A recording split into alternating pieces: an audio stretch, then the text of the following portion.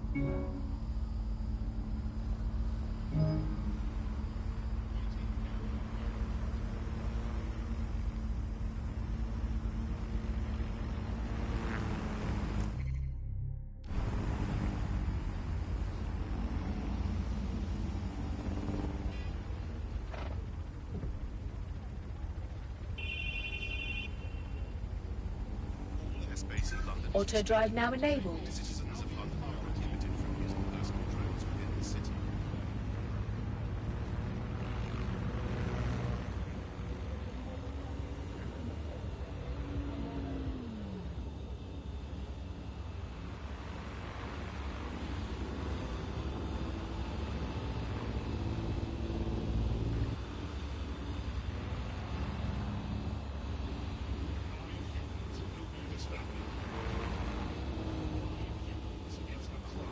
Auto drive now disabled. Control for millions of people. The System Network and Bagley are both operated and streamed from there too. And don't forget about the self-driving cars too. I always thought they were just running on their own. No, CTOS is the big control system behind the cars. There was a point back in the earliest days of self-driving car technology that they operated by themselves. They used to use a series of sensors to see the world around them. Radar, for instance, would look far off into the distance, while LiDAR would detect objects nearby.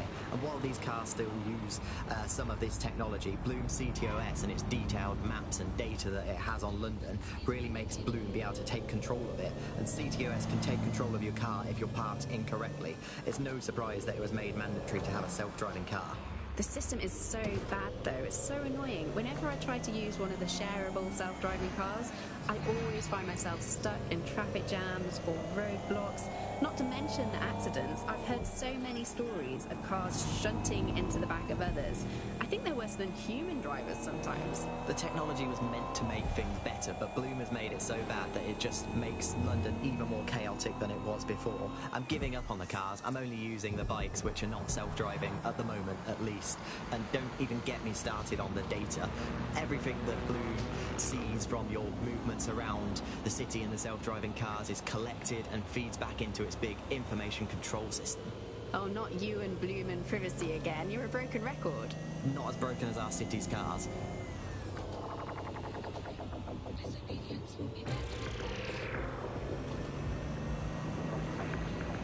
Hello and welcome to today's episode of The Upload. We're talking about the Optic and how it's changed our lives. Now, as you remember, Bloom announced a new version of the Optic at the recent Tone conference, but we haven't heard too much about that since due to the dramatic events there. Let's cast our minds back and consider the technology. I mean, the Optic changed everything. It lets you see things in AR. You no longer need a smartphone. You just have the small implant that sends signals to your optic nerve and lets you see your emails, take calls, and browse the internet directly as if the screen was in front of your eyes. Instead of having to carry around a phone, you've just got the small handheld unit. So much lighter and so much more convenient. Are they it's breeding great. these people Vicky, in you tanks? sound like you absolutely love the Optic. Do you actually think that it's made our lives any better? I mean, sure, it's definitely made things a lot easier. It's so simple to call someone now. All you have to do is choose who you want to chat to, and they're there, ready to talk. And browsing the web is so much easier. I remember when you used to have to sit down at a computer with an actual keyboard and mouse and type everything out. And my favourite feature is public transport. With the Optic, you can just walk straight onto the tube. It even acts as a passport. No longer do I have to dig around and try and find my old paper passport just to travel somewhere. Also, I thought that Optic's marketing strategy, making it free for people, was a stroke of genius. Genius. Bloom was really calculated when it was doing that. It was pushing this draconian device on us at all. Sure, everybody flocked to it. There was free Wi-Fi and phone plans. That definitely helped, but it wasn't a case of this is a product that you need in your life. Why do you hate it so much? It's just the worst because you had to give up your privacy expectations and accept surveillance. It was almost like the government and Bloom didn't even need to make the Optic mandatory. Making it mandatory was only to get the last holdouts across the line. If free data didn't convince you, fines and arrests from the state for not having the Optic would pretty much be enough. I mean, what do you mean by privacy problems? No one really talks about that anymore. They don't talk about it because we don't have any choice when it comes to the Optic. Yes, it's convenient and mandatory, but everybody's forgotten what it really means. Here, you've got a whole company owning basically all the data about your life. Bloom can see everything that you can see. Nothing is private anymore. There are so many times when I don't want anyone to have a clue about where I am, who I'm chatting with, what I'm doing. It's not even dodgy stuff, but I just don't want anybody to blackmail me with this in the future by hacking it. And because of Bloom's contracts with the government, it isn't just Bloom that can see everything I do, it's the government. The UK as a state has become a complete surveillance paradise. I think you're painting a bit of a bleak picture. It's not all that bad. No, you're completely wrong on this. I don't want everybody tracking me wherever I'm going around London. Well, in that case, you might be interested in some rumours I heard. Did you hear that some DedSec hackers have found a way to bypass the Optic's connection with Bloom? Are they actually making it better or usable or actually friendly for anybody? Well, word on the street is that they've been able to create an encrypted signal, which means that your world might have a chance of becoming a bit more private again, so you could go back and enjoy all the great things about Optic without that fear of surveillance. With the Optic, privacy's dead. Albion. A legend. A truth. A reality. From the strength of King Arthur to the cunning and fairness of Robin Hood, this Green Isle has long told stories of those who stand for justice, whose strength protects those in need. The time of legends is past, but the values remain. Albion. Great British values. Great Britain. One of the gangsters whose Optic data we're looking to scrape is nearby. That's the target. Should be hackable.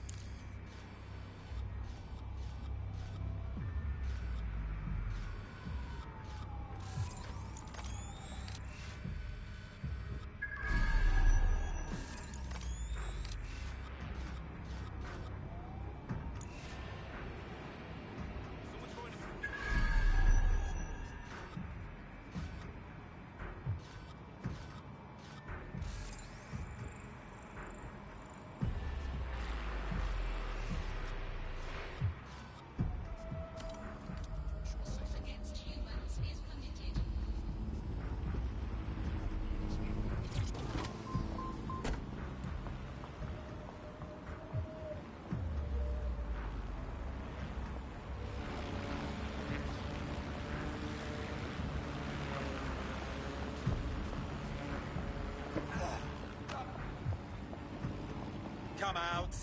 We know you're there.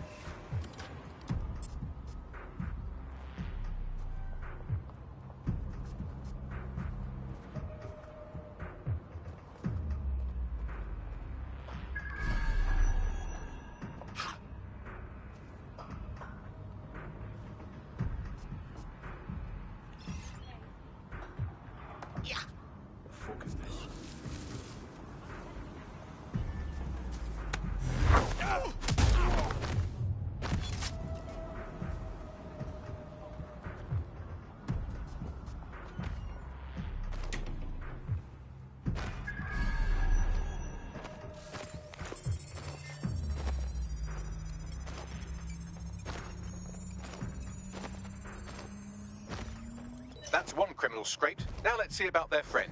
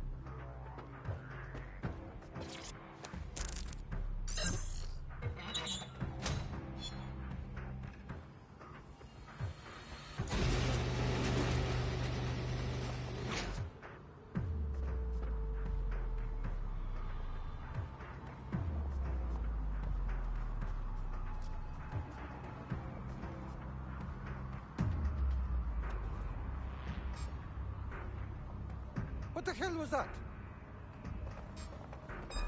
You should stop now!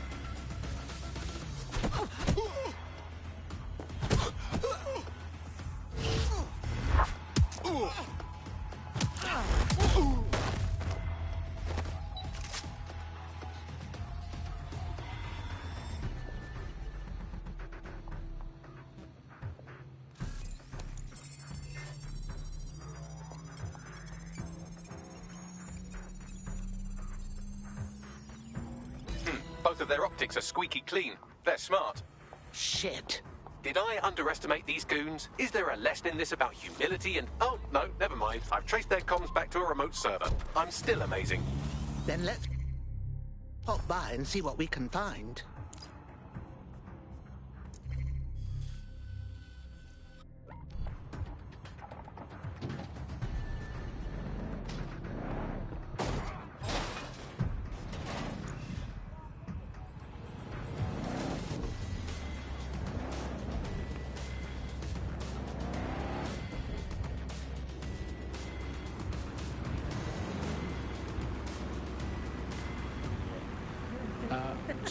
Well, let's have a look at this new app.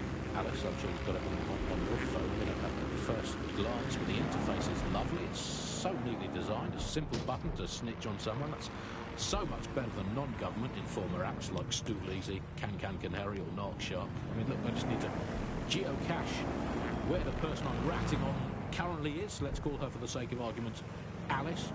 Sorry, Andy, I was busy reporting you to the authorities for rolling your eyes when passing a Nigel Cass propaganda poster. Could you not let me report you first, please?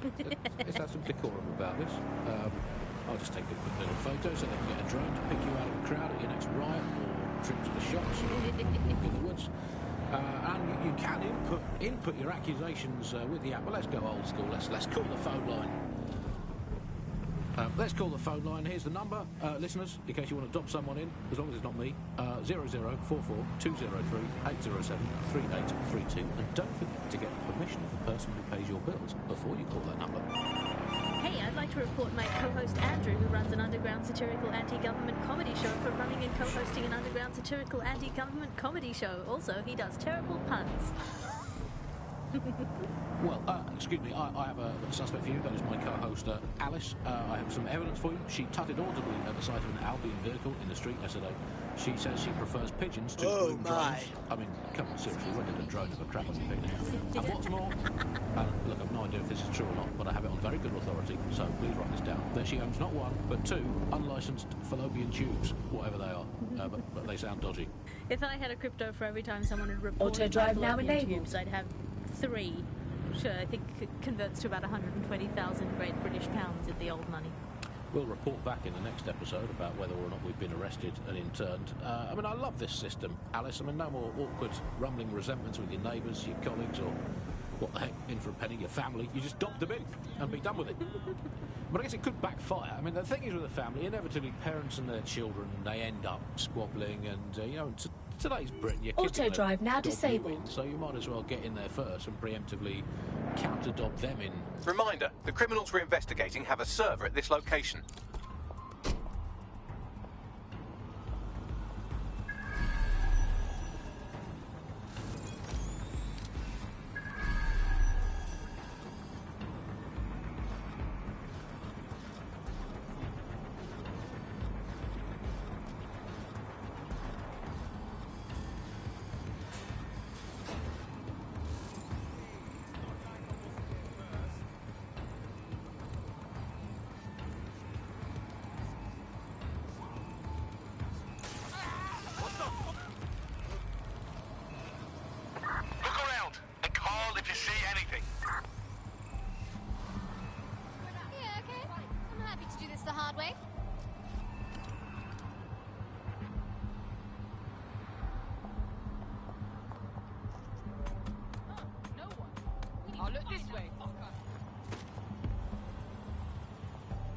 That's the target. Should be hackable. Can't see anything. Seriously, I'm not in the mood. I'll look anyway. Hide and seek. Area clear. Moving on. Find that fucker. Well, that's humiliating. Search over.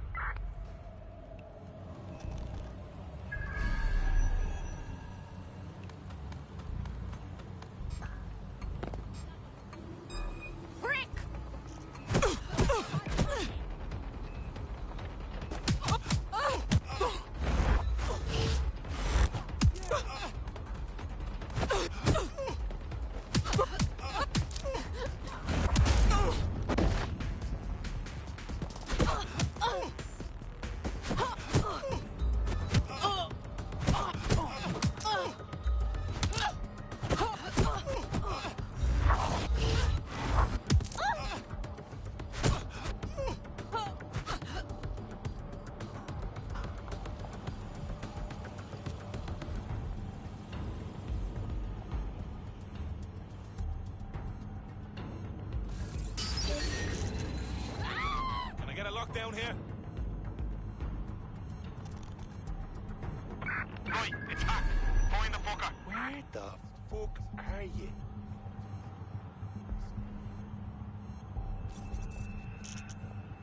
Nothing's Fucking here. find her. I'll look somewhere Go. else.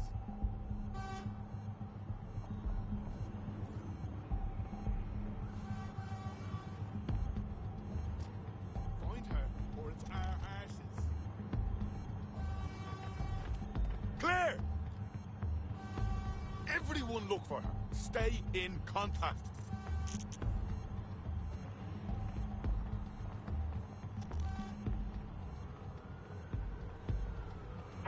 She's gone. Lock down on this, please. Someone's controlling this remotely. Get them. Get looking. We don't have all day.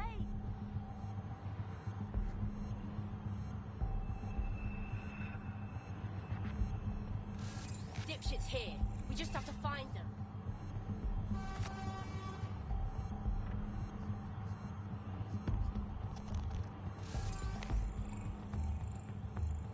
Spread out.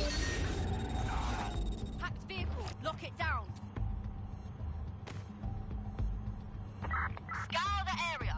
Someone's hacking us.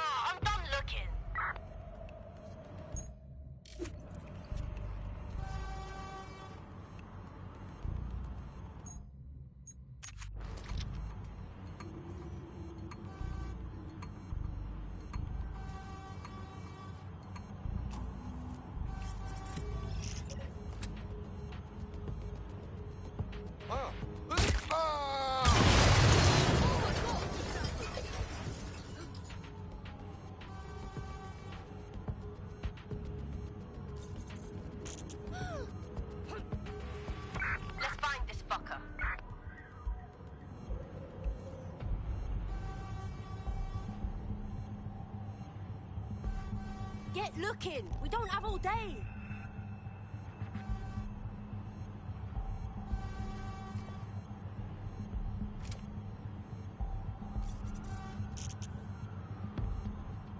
Spread out. We'll find him.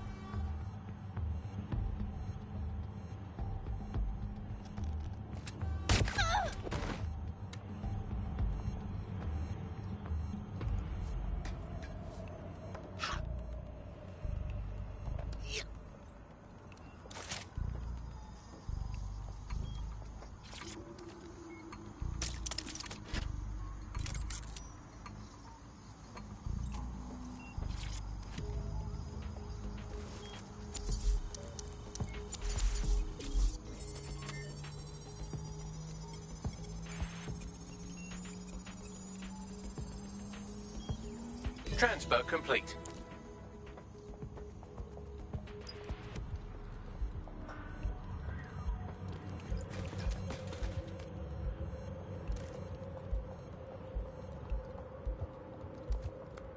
We've just sent you all the filth we dug up, and there is a lot. Even the police will have to act on this. It's practically gift-wrapped.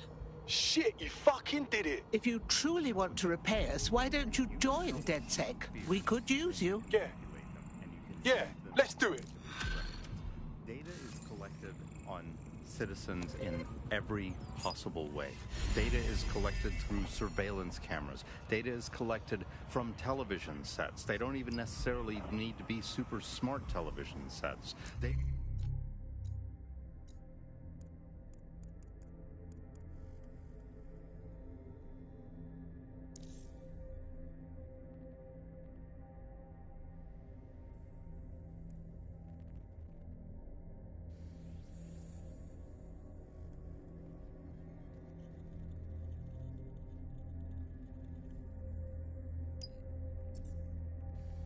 It is collected from voter records. It's collected from how much power do you use in your house and how much water do you use in your house. In pre-crisis Britain, we got really used to all of our services being free. Everything suddenly became free that was Auto drive now But enabled. what people forgot is that if you're not paying for it, then you're the product being sold. If technology brings out the worst in capitalism, capitalism brings out the worst in technology. Senior academic Alfie tells us... You're near one of DedSec's old crypto dead drops. There should be just enough money inside to bribe up potential recruits' troublesome hitman. Historically, what's happened, of course, is that people have traded their privacy for their convenience as smartphones and other kinds of technology came in and became mass-consumed, mass-used items and technological objects. Gradually, kind of retreated into the background and into a state we've got now where it's essentially gone. Auto drive now this disabled. Access to this data makes huge tech companies like Bloom so much more powerful than they would be otherwise, and not just in the obvious ways. Of course, there's a lot of worry.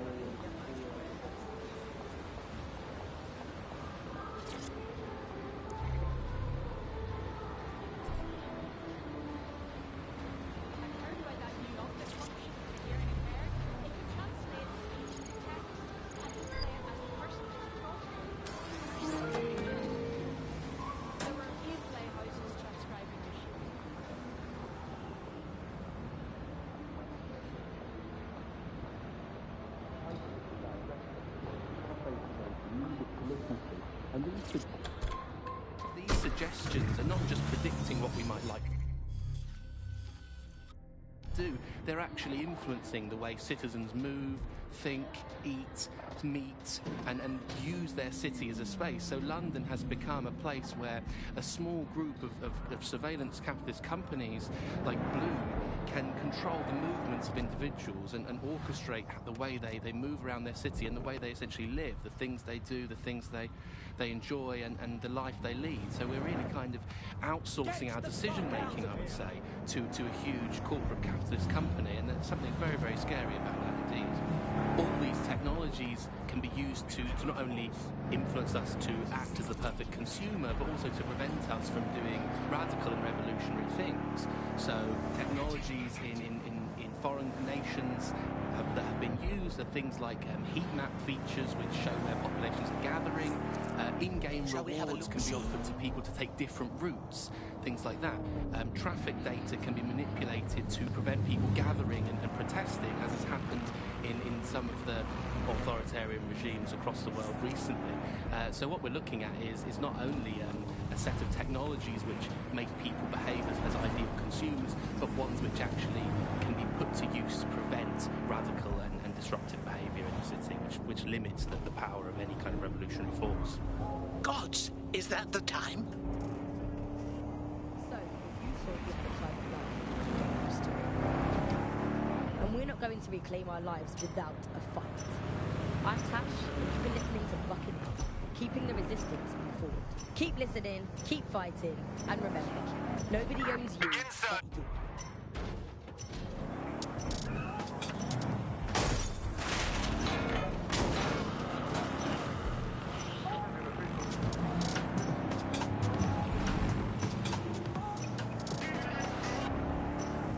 This is London Calling.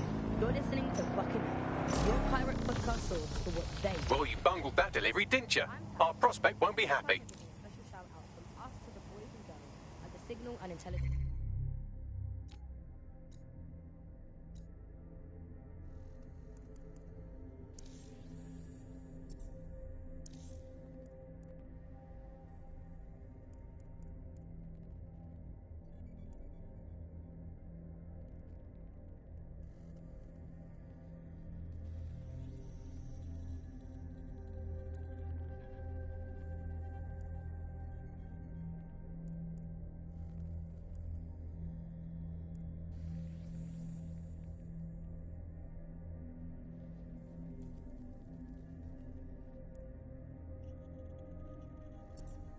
response service.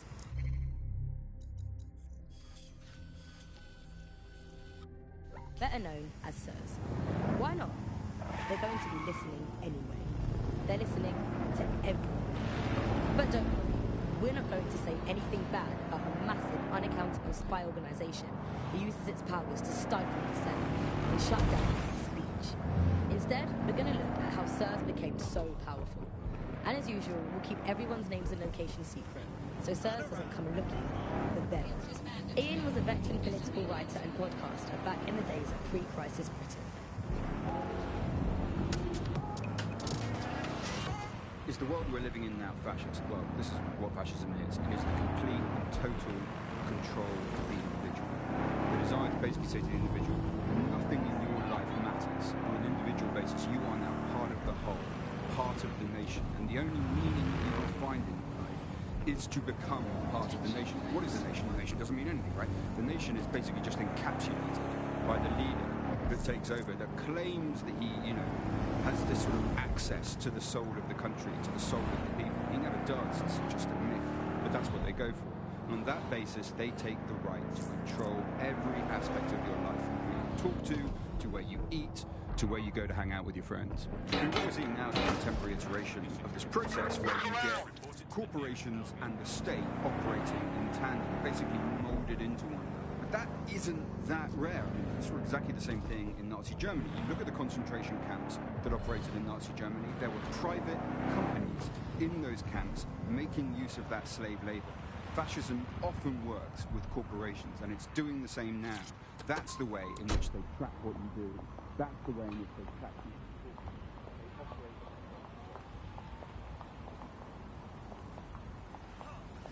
Listen in, fuckwad. Now's your last chance. Dumb fuck. Ah! I'm sorry. I shouldn't have. No. That kind of violence is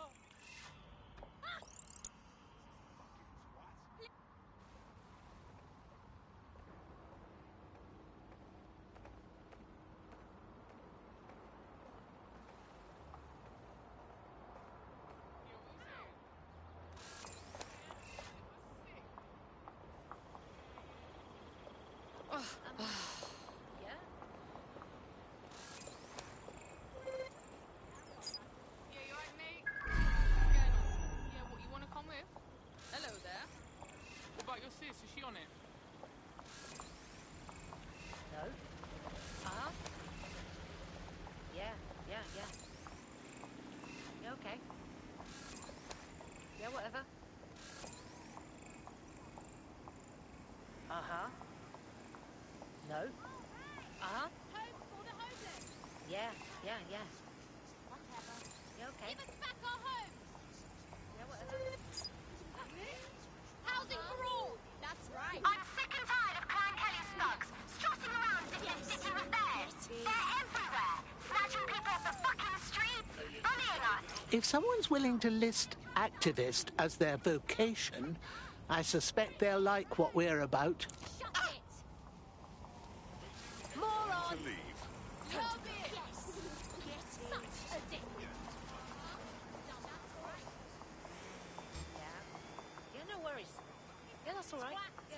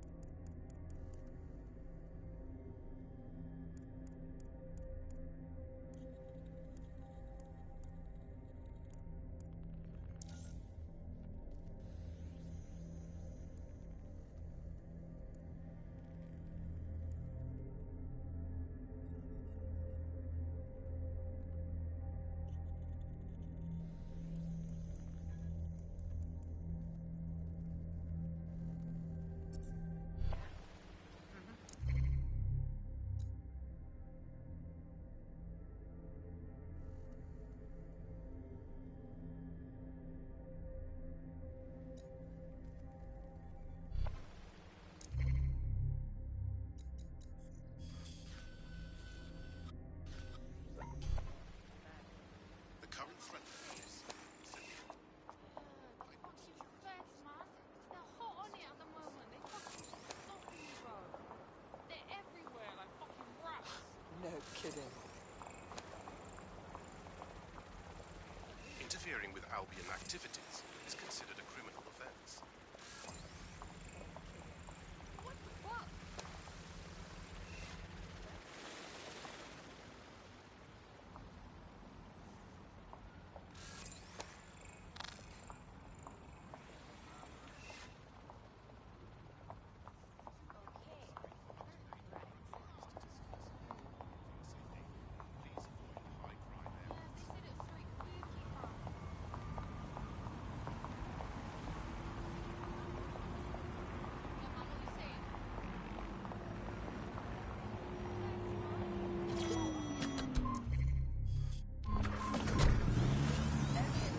Been used and manipulated, and what we haven't looked at is the power structures and the profit that lies behind this. For example, if we examine what actually happened, there's a company that's really very interested in selling passports and making it easy to provide visas for investment and so on. And historically, throughout the world, they've been working with this big data manipulation company in order to overthrow governments. And then suddenly all the chickens came home to roost. Nobody could find any receipts for what was paid for. Nobody could figure out how things were done, but everybody had a feeling that something really stunk, and they couldn't figure it out. And yet, it was standing there in their face the whole time. So there's a couple of different ways that we got where it is that we are. I mean, one, you have a lot of smaller organizations, smaller power groups, companies as well, who are bending things just a little. Oh, we'll compromise a little bit, we'll bend the rules a little bit, and try to achieve what it is that we hope to achieve that's good for us. And if you add all of that up, what you end up with is a big wall moving in a big way from a lot of little buttons being pushed. But also there's this other thing that's going on here, is the gathering of data and the analysis of data has authoritarianism contained within its DNA. It is by its nature a tool for authoritarianism, and it has been used in that way.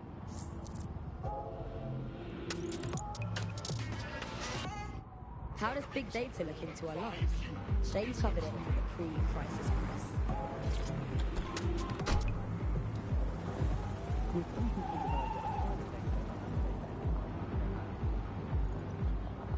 I'm getting off. Go suck your mom!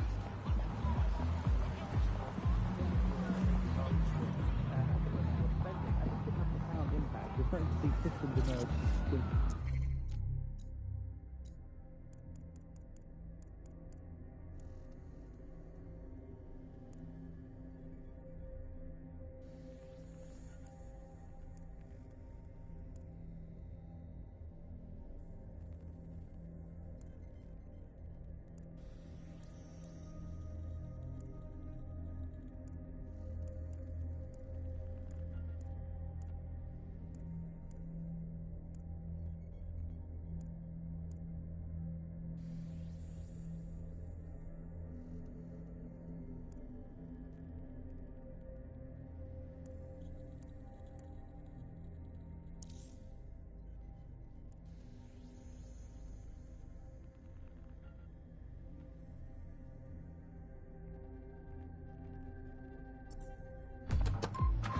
punish you and stop you from doing things.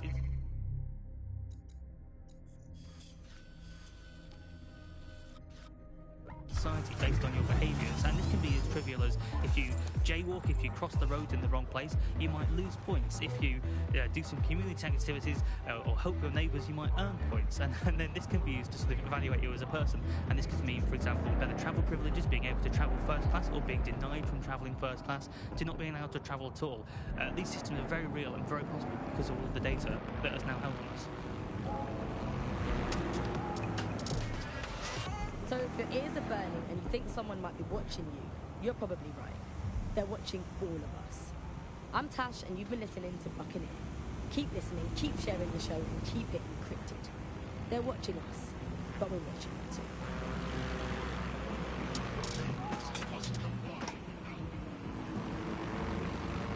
too. Grace. She wanted it. She took it. Grace, oh my god. One word. Amazing. If you want a favour, ask Grace. Brilliant. Absolutely brilliant. Grace under pressure. Grace from God. I didn't know what to expect, but I liked it a lot. It's amazing. Really. See the show they're calling Amazing. Grace. Playing at the Pavilion now.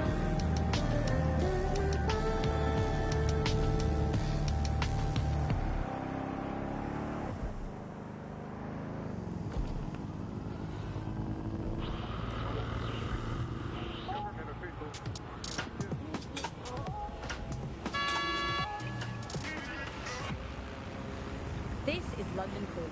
You're listening to Buccaneer, your source for what they don't want to know. With me, Tash. It's hard to believe that there Auto drive now enabled. medicine in an advanced country like ours, and yet here we are. Those government promises of adequate food turn out to be just another lie. Today we're short of basic foodstuffs and vital medical supplies. Hundreds have already died of conditions that could be easily cured. The black market means that criminal gangs like Clan Kelly run our cities. And Prime Minister Dev Hassani isn't even around to pretend to care. How do we go from a consumer paradise to a place of empty shelves and fighting for supplies? What turns a land of plenty into a wild west of hoarding, food battles and black Auto market drive now barons? disabled. We protect everyone who comes on the podcast by keeping their identities. Here's veteran political reporter Ian on the power behind shortages. Look, I mean, what was the first thing that happened when Britain sealed itself off? Like, the first stuff that got stopped from coming in was fresh food. I mean, we could live without the fresh food. I mean, everyone's quality of life got instantly worse, but we could live without it. The most damaging part was when the radioactive isotopes stopped coming in. Now, radioactive isotopes, that's what we use in cancer screening, cancer treatment. Now, that stuff, it has a short half-life. Technetium used to save hundreds of thousands of lives just by screening cancer, let alone testing for cancer. But that stuff has a half-life of 66 hours. As soon as those walls went up, there was just no time to bring it into the country, and that is when people started dying. And then the medicines. The thing is, there's loads of medicines that you just can't stockpile. There was a moment before it took place when actually there were some efforts to try and stockpile some of the medicines. There was some things that could be done. For a lot of it, there was simply nothing that could be done. We had a major problem with drugs for schizophrenia. So we saw such an uptick in the kind of attacks that you saw in the street and people suffering on their own because they didn't have the mental health drugs, because those drugs simply couldn't be stockpiled. We eventually found the same thing with foods that weren't produced in the UK. And the trouble with the UK was we don't produce our own food. We never have. For hundreds of years, and we produced under half of our own food. So as soon as those If you want to release an EPC detainee, you can do it from a terminal in this location. This is the American Embassy. Hack the server and we should be able to find where Heath Bolton is.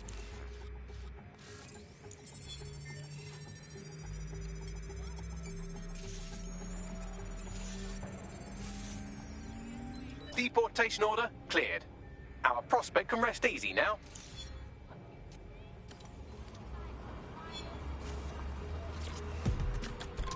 Now that you've helped them, they might be willing to talk to us.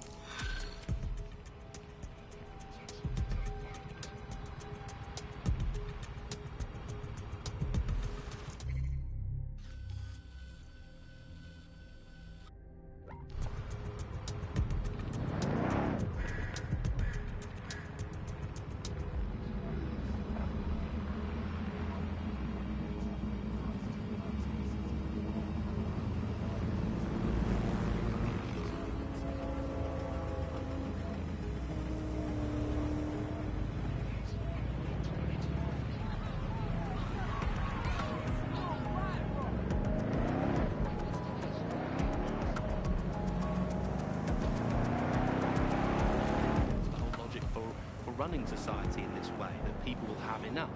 And now, with these kind of huge shortages of everything, you're seeing that system collapse. It hasn't delivered on its primary promise. And I think we've really reached the situation where we have to do away with capitalism entirely. We're seeing a situation where there's shortages for the many, but for a few individuals, there's an elite who are not struggling and short of anything. So this is kind of fundamental inequality of a capitalist system, which is no longer producing the goods for most of us. Shortages are being used as well. I'm not saying that there isn't a real shortage. There possibly is real shortages, but shortages are being used as an excuse for those in power, those elites, to keep Auto-drive what now they enabled. want and not give to the rest of us what we need. So the excuse that there's simply not enough to go around is a justification for maintaining a kind of power of the 1% and leaving the rest of us short. So if you're starving hungry tonight, if your parents can't get their medicine and your brothers and sisters have to steal to eat, remember, it's all for the good of Albion. Or Clan Kelly, or someone, give your heart. But that's going to change. You've been listening to Buccaneer with me, Tash. Keep spreading the word and keep sharing the podcast. There's enough of everything out there for all of us.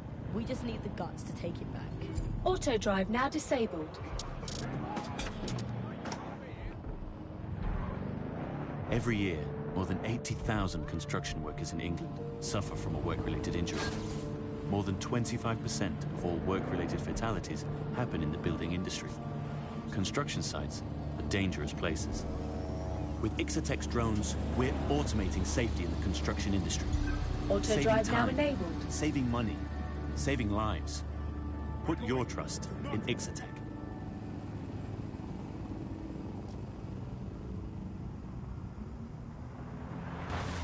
Buccaneer, this is the Bug. Hello, Resistors, it's Bug time. Are you all sitting comfortably? No? Good. That's as it should be. This is the Bug. I'm Andy, and joining me to analyse the latest blowflies to emerge from the corpse of a once free Britain, it's Alice. Hello, Andy. And today, we're going to talk to you about Albion, your friends and mine. Alice, the government has extended Albion's contract and have also boasted that violent crime has plummeted to a record low. Now, extending Albion's contract, to me, that's like having a pet dog, let's call it Nigel for the sake of argument, that attacks you every single day and thinking to yourself, wouldn't it be nice if Nigel had puppies? That contract has been extended so many times, it's like the neck of a politician that's criticised the government.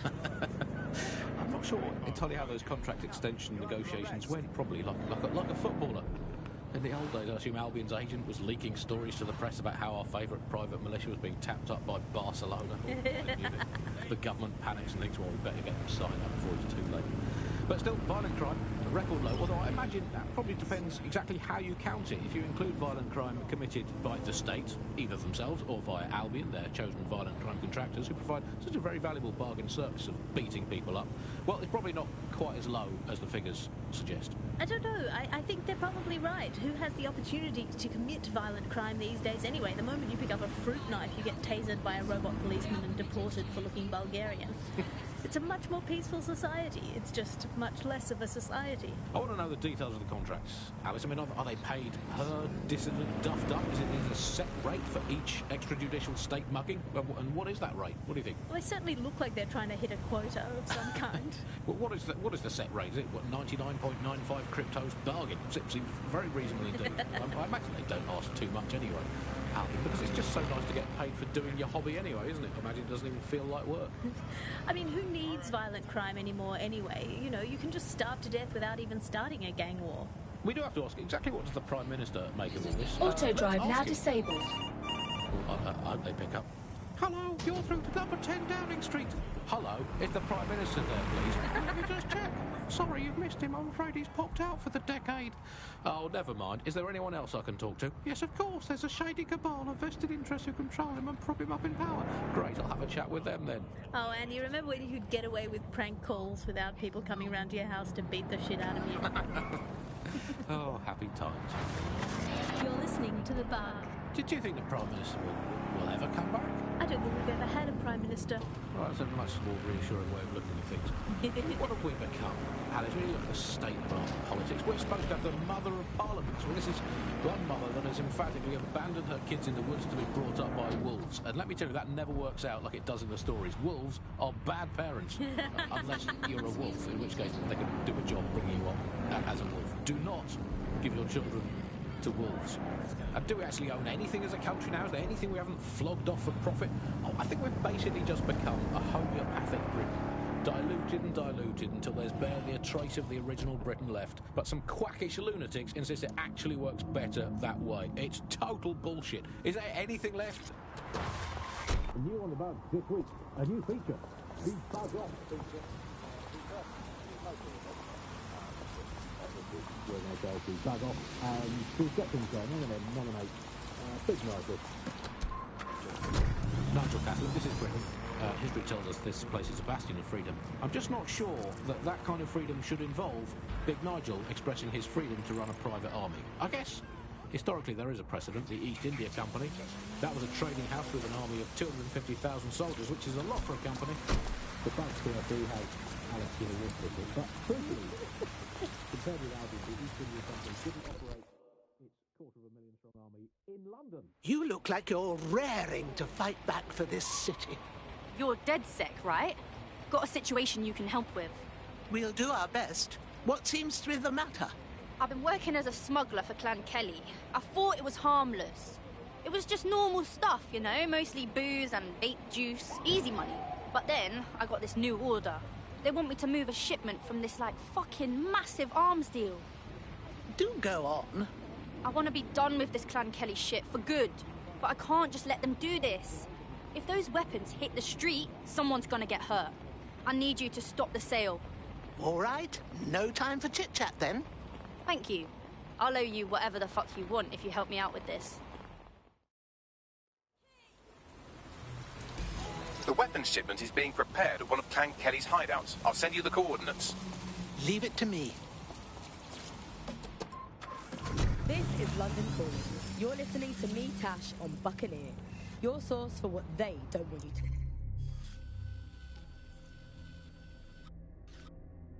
No. This time we're turning our focus back on the media to look at my former employer, the GBB. As we know, the broadcaster has been through a lot of changes since the Hassani government gave in to pressure from its corporate backers and privatised the corporation. Today, the GBB is a shadow of this former self. It's become a tool used by the government to circulate fake news and misinformation. So how did we get here? Where did it all go wrong? How can we tell when our national media has become state propaganda? Our experts speak on conditions of anonymity for their own safety. Here's disinformation and media expert Charles, who's seen free broadcasters built up by journalists and torn down by demagogues all over the world. So before the media fragmented, there was this voice of authority that was trusted and worthy of trust. Then what we ended up with is a really commercial model where whether you're Auto talking drive about now enabled. an app on a smart device or whether you're talking about a broadcaster, the most important thing is to keep you in that environment for the longest amount of time possible. And because that meant money in their pocket. And in order to do that, a couple of things happened. One was the use of manipulative techniques around behavioral Auto drive now disabled. things that would just keep you scrolling, keep you looking for more information. The second is that kind of environment favors sensationalism. And so you got more sensational headlines and more sensational stories, and it didn't matter whether they were true or not. It just kept people in, and it kept them in the loop. So we ended up in a situation where nobody trusted anything, and nobody believed anything at all. And that is the perfect environment for an authoritarian voice to come in and say, no, wait, we are the truth.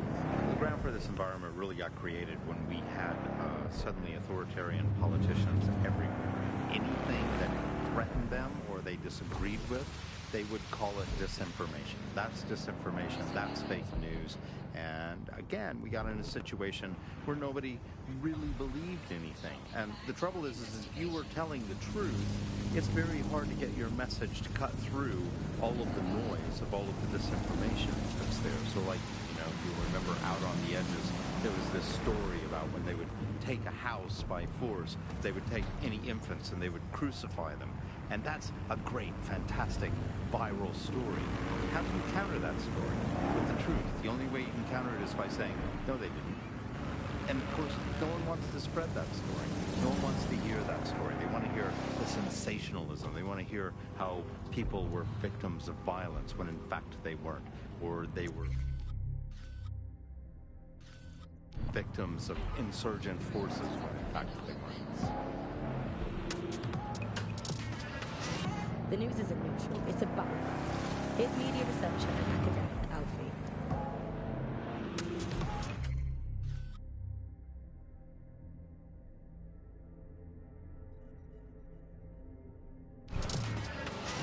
The media has, of course, been perhaps the key way in which governments have controlled and influenced their populations. So, totalitarian countries have typically used huge mainstream media outlets to sell one kind of news, one kind of biased news to its population. Of course, the media has always played this kind of key role in methods of state control. I think what's happening now is perhaps even more concerning, where you previously, in pre-crisis Britain, we had perhaps more diverse voices in the media, but now with the GBB, you're really only seeing one brand of news, and therefore only... Being locked up sucks. Hope I won't have to deal with that again. I'm very relieved to see you out, dear. Now, let's show those bastards that we don't quit. And many problems, but in a way there were some positive things, that like not all information was coming from one place, and so you'd have kind of far-right media outlets developing and then left-wing media outlets developing to combat those and kind of challenge the mainstream newspapers, TV stations, radios, and make sure people were questioning the validity and truth of the information they were receiving. So whilst the digital afforded more fake information, it also makes us suspicious and sceptical of information and makes us question the information we're getting. And I think in pre-crisis Britain, it might not have seemed great at the time, but there was something positive about that there was a lot of distrust in the media and in the different kinds of truths that were being told. Whereas now, I think you're seeing a return to a more traditional and older pre-digital sense, actually, of people just trusting what they're told, and that's why we have to be here with radio stations like this to challenge those conceptions. Most citizens feel pretty hopeless, I think, and unable to fight back against these kind of huge mainstream corporations that simply entrench and support the ideals and ideologies of the state. It can seem very hopeless indeed, but I think, the fact that you're out there listening, we're in here talking, shows that there is still a space to combat these false truths and disinformation that's being sold to us, and that it's never possible really to completely shut down, despite all the technologies that they have at their disposal and all the financial and corporate power and all the physical power. It's never quite possible to shut down people's desire to get to the truth and fight for their own ideologies and values, and we're out here starting that task, so don't give up hope. You've been listening to Buccaneer with me, Tash. We'll be back soon with more of what you'll never hear on the GBB. Keep listening, keep sharing, and keep resisting.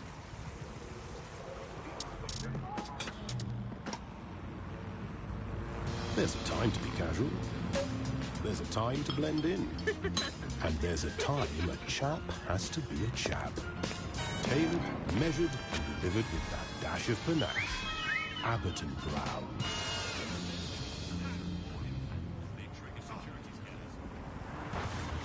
You're listening to The Bug. May cause nausea, vomiting and headaches. Hello Britain, this is The Bug, the show that holds up a mirror to the world and smashes itself on the head with it in despair. I'm Andy, joining me, as always, Alice, and... I deny everything. It's a good state of existence. Some good news, at last. There are no medicine shortages, according to the government, none at all. There have been various allegations about that. It turns out they are all fake news, trademark. There are none. There are no shortages of medicine. Don't take it from me. I'm not a medical supply expert. Take it from other government. It's fine. In fact, I'm going to read between the lines here and actually say there's probably... There's too much medicine, if anything. Just medicines. You can't move for medicine. In fact, just this morning, I tried to pour some cornflakes into a bowl for breakfast and out tumbled a 12-month course of immunosuppressants, corticosteroids, and anti-retrofungal neurodilatory estrogen spermatotropic fruit baskets. The people claiming there are medical shortages are probably high on lots of medicine that they've been given. I for one believe that there are no medical shortages, Andy. Just last week I went in with a broken arm and they suggested it might just be extreme period pain and prescribed me a drink of water and an astrology chart. We can't be too far away from them just prescribing stiff upper lip like that. My uncle had a leg removed due to diabetes. They halved his insulin because they said there was less of him to be diabetic. So, anyway, people don't believe what you read or hear about there not being enough medical drugs to go around. It's not true. It's hospital hogwash, it's pharmaceutical flim-flam, it's medical catastrophe, it's Hippocratic humbug, it's nonsensical narcotic nincompoop. I think I've made the point. Do not believe the news telling you that we've run out of medicine, nor should you believe the empty shelves at the chemists. They're also lying. Do not believe your doctor saying, sorry, fresh out of that, you're going to have to eat a carrot and pretend. Do not believe your own cobweb-ridden medicine cabinet at home. It might look empty, but it's not. For it contains the only medicine any of us truly need. Stirring music, please, producer Chris. Freedom. The medicine of British freedom.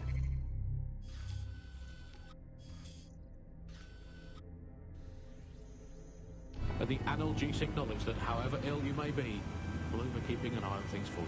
I'm investing heavily in the placebo effect right now. You're listening to The Bug. Obviously, I don't entirely mean that, because what is the first rule of the third millennium? If someone in power tells you something is fake news, what is it?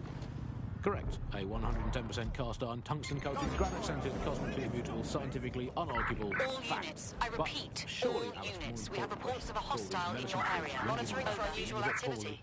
Or having a fatal but curable illness and slowly dying unnecessarily is this. Do we actually need Can medicine? anyone see the If suspect? you today got diagnosed with a potentially fatal illness, would you not look around at the nation that we've become and think, hey doc, put your life-saving treatment down, I'm going to take this free one-way bus out of here. Now hold that pillow over my face until the twitching stops. I just don't think you should think of it in such a negative way. Don't think of it as a medicine diet, Andy. Think of it as a series of healthy lifestyle swaps. Swap out anti-inflammatories for antacids. Swap out the iron lung for the aluminium lung. Swap out MRI machines for Mary machines, which is just a lady called Mary telling you you're fine.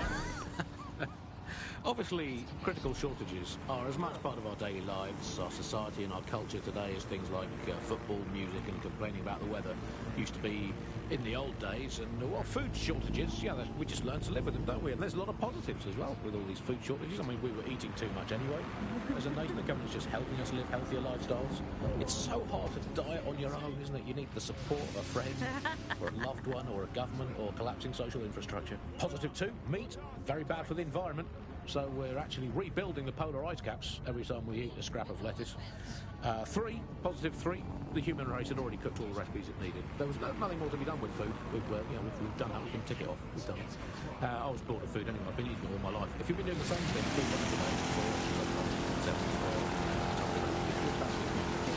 and also, final positive, no more meal times. Frees up all that extra time for appreciating all the selfless hard work that Albion do to keep us all safe.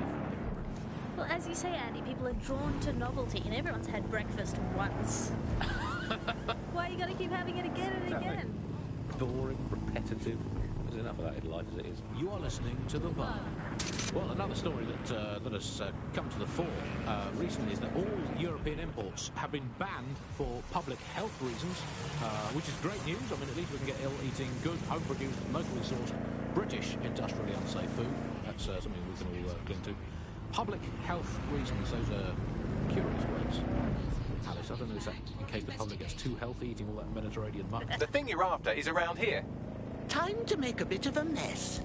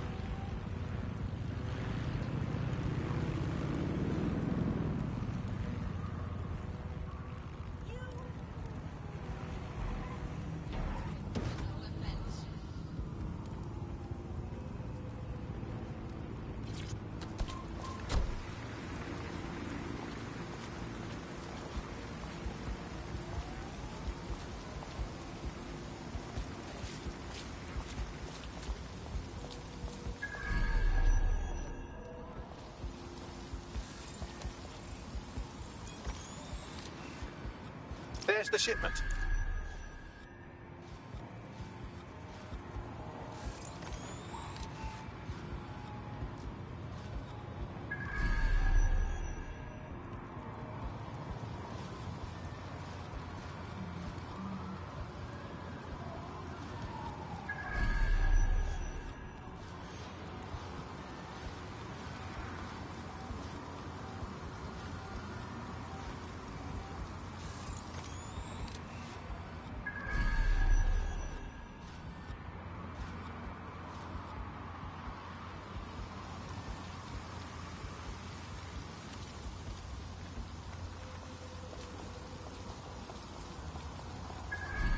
Doesn't look all that friendly, does it?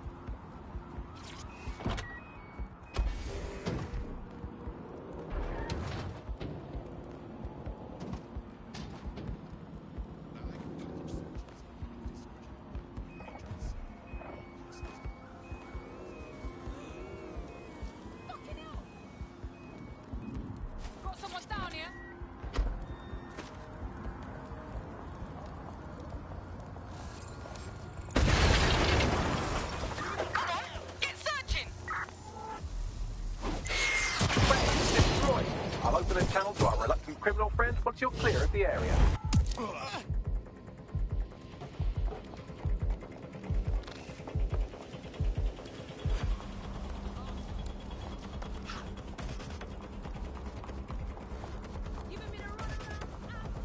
Done.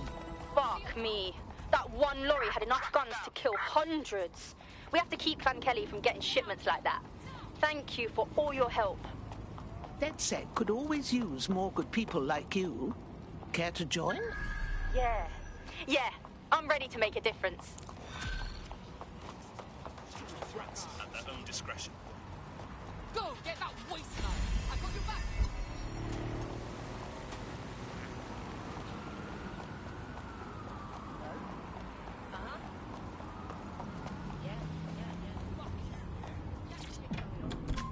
I will conclude by saying that of all the things one was talking today, I think immigration is right up there, Alex. When you think of all the health professionals we've stolen from overseas over the years here in Britain, it's quite possible that all these people are just coming here to try to get an appointment with their local doctor. Yes, Andy certainly is someone who came from the expanded arm of the empire when Britain was still reaching out rather than folding in on itself. Most of us just come here to visit our stuff in the museums.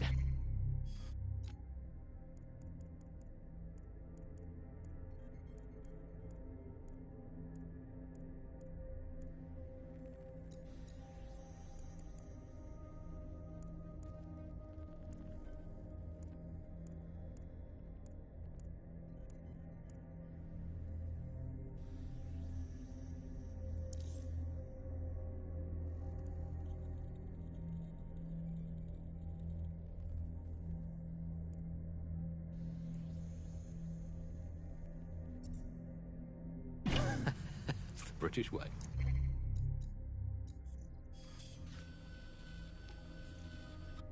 Speaking of international movement, Britain has recalled all European ambassadors after a spy scandal.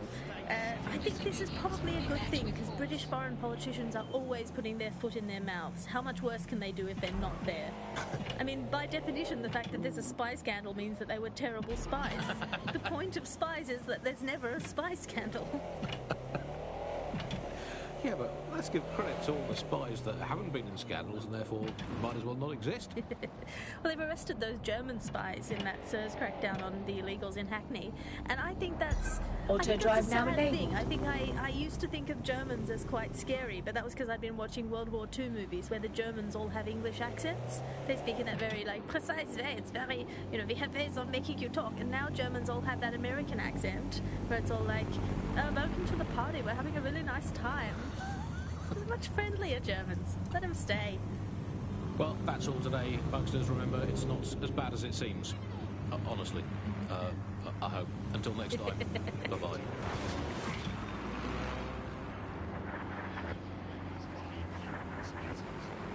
Weeks have passed since the Oval Blaze killed 12, and yet the fire brigade remains unapologetic, despite claims of impropriety.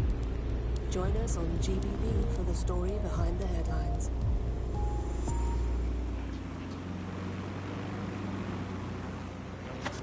You're listening to The Bar.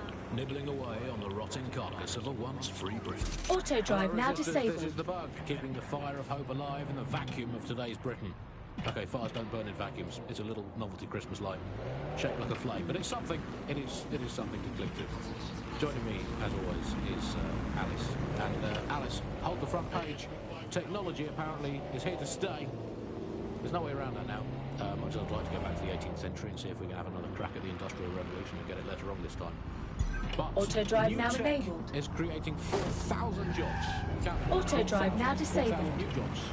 Thanks to this new tech investment. I mean, that's a very exciting thing if you're someone who wants to work in the tech sector, but I can only assume that this tech investment has created 4,000 jobs that will immediately be taken by robots. Even if they're not, there'll be jobs that no one in their right, sane mind would actually want to do, but that's the price of progress, I guess.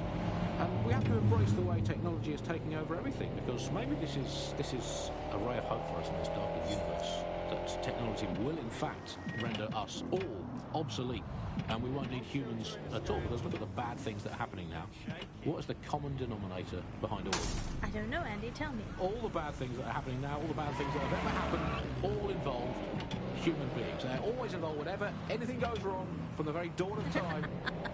And think of this, an automated Nigel Cass, surely a step up on the human Nigel Cass. You could even program it to have a tiny, tiny sliver of conscience. And if you had an automated Prime Minister, you could program it to be occasionally in the goddamn country. So that's, again, it's a step forward. Again, I insist that there's never been a Prime Minister, Andy. I've never seen him, I've never heard of him. The only times I ever hear what the Prime Minister does is when nothing happens. I mean, it has reached the point where, and I've thought this for a long time, we would be better off if the Prime Minister was a watermelon. That would be, I think we'd all be happy with that. We'd all know where we stood. You hear him being praised for his diplomatic skills all the time, but the best mark of diplomacy is when nothing happens. So good diplomacy is indistinguishable from him doing absolutely nothing. You are listening to The Bar. 4,000 new dream jobs for everyone. All I can say, Alice, is that I'm very glad that my children studied drama at school, because that has set them up for life in modern Britain. That is the one core skill they need, the ability to pretend that they are living happy and fulfilled lives, that they have jobs that are worth doing, and that they're making the planet a better place, and that they control their own destinies, and that they have even a parody of a private life, and that they can smile without crying. That's what drama teaches them to do. Crucial skills in this day and age. Of course, it's not just the jobs that have been technologicalised beyond all recognition. It is also all reality. Thanks once again to Optic. According to Bloom, the Optic system is now the most secure.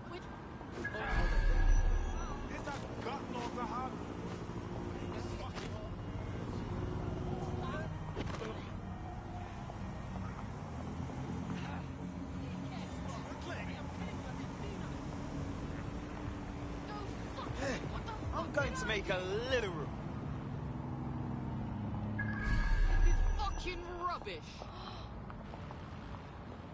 Oh no. No, it wasn't me. Move it. I'll knock you.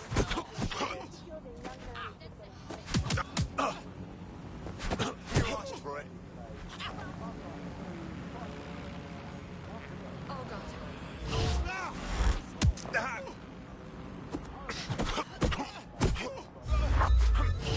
There's a place that you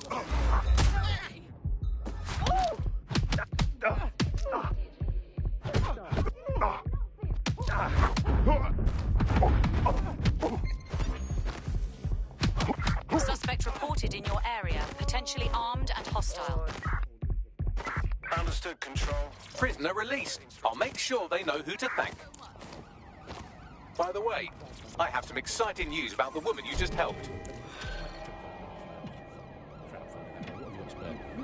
Jelly beans, are they still legal? What do you know about her, Bagley? She's got substantial gambling debts, well above the median amount that people are killed for. Oh, and she's also refusing offers of financial assistance from a well-off friend. A gambler turning down free money? Someone's having a laugh. Look at you keeping up. Maybe this friend can help explain our prospect's unusual behaviour. Terrific idea. Bagley, set up an introduction. Whose strength protects those in need. The time of legends is past, but the values remain. Albion. Great British values. Great British security. Welcome back to The Upload. Today we're talking about cryptocurrency. Crypto now seems like it's been around forever, but it's really quite a new invention. Were you an early adopter?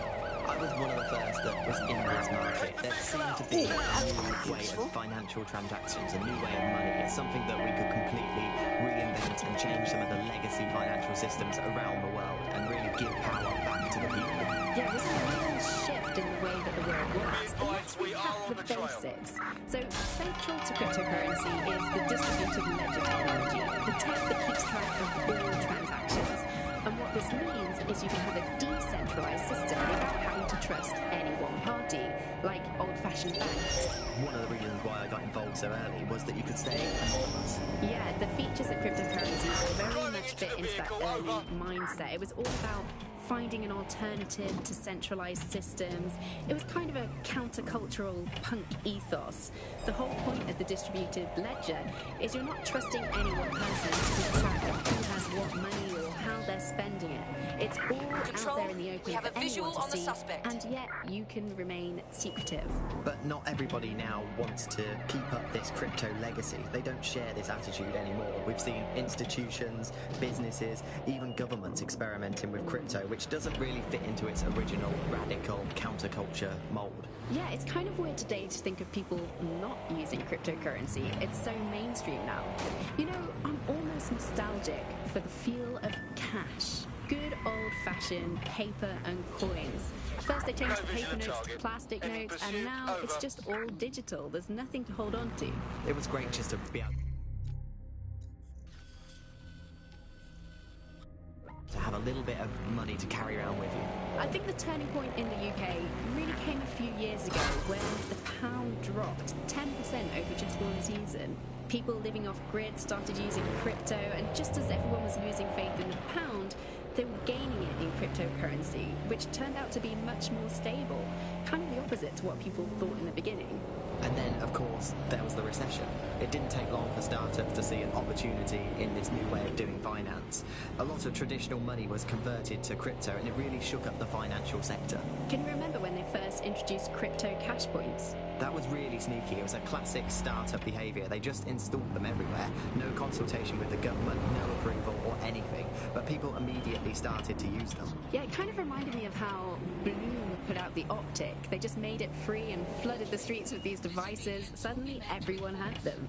If there's this great option of tech, people are just going to start using it, no matter the cost. Parliament actually tried to put a stop to the cash points, but people were using them so much already. There was outrage. I mean, some parts of London were already using crypto as their primary currency by then. And now, apparently, or at least in theory, crypto is illegal. Yeah, in May this year, economists found that crypto was being traded more than the pound, and banks were not happy.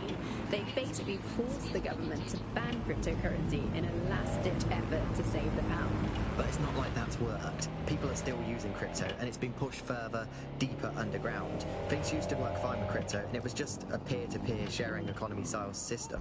Now it's all on the dark web and wrapped up again in organised crime. Yeah, if you want to make something thrive on the black market, just make it illegal.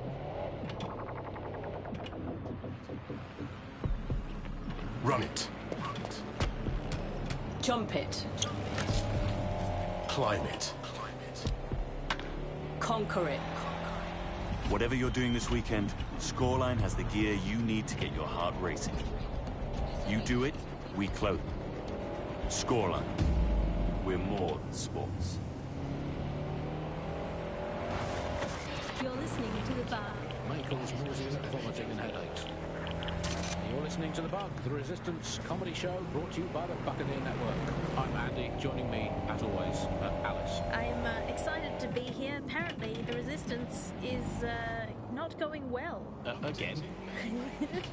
Well, there has been some news about DedSec, the resistance and/or terrorist organisation, delete according to preference. Not preference, sorry, delete according to whether or not you work for the government, SIRS, Bloom, the Kellys, or Albion. According to a SIRS official, DedSec is no longer a threat, which I guess is true in that it was never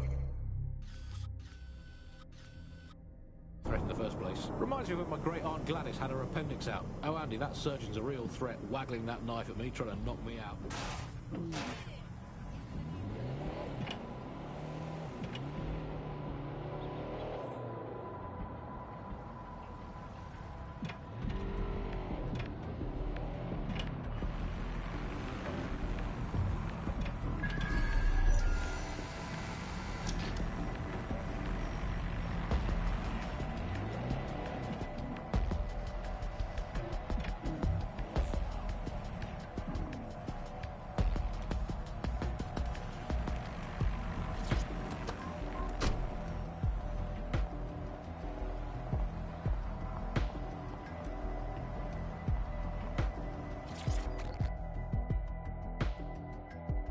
Heard you need some help. What's up? This is about my friend, isn't it? Oh, God. She's okay, right? She's in way over her head. Do go on. She's destroying her life with this stupid gambling. I tried to help her get out of debt, but no. Now she's off to meet those Clan Kelly thugs. They're going to kill her. Sounds like a nasty business. I'll do what I can. I've tracked our naughty little gambler to a location that's crawling with Clan Kelly goons. We should take a gander. Take some dance. Adley again. Those were the days. Before we go, time for a quick bug off. I'm going to nominate this week Sky Larson. Here at the Bug, we are all in favour of strong, powerful women. And in many ways, Sky is the ultimate feminist icon, proving that women can do just as abominably awful things to this planet as men. I mean, overall, Alice, I think we're still ahead as men, but you lot are catching up. Fair play to you. You are listening to the Bug.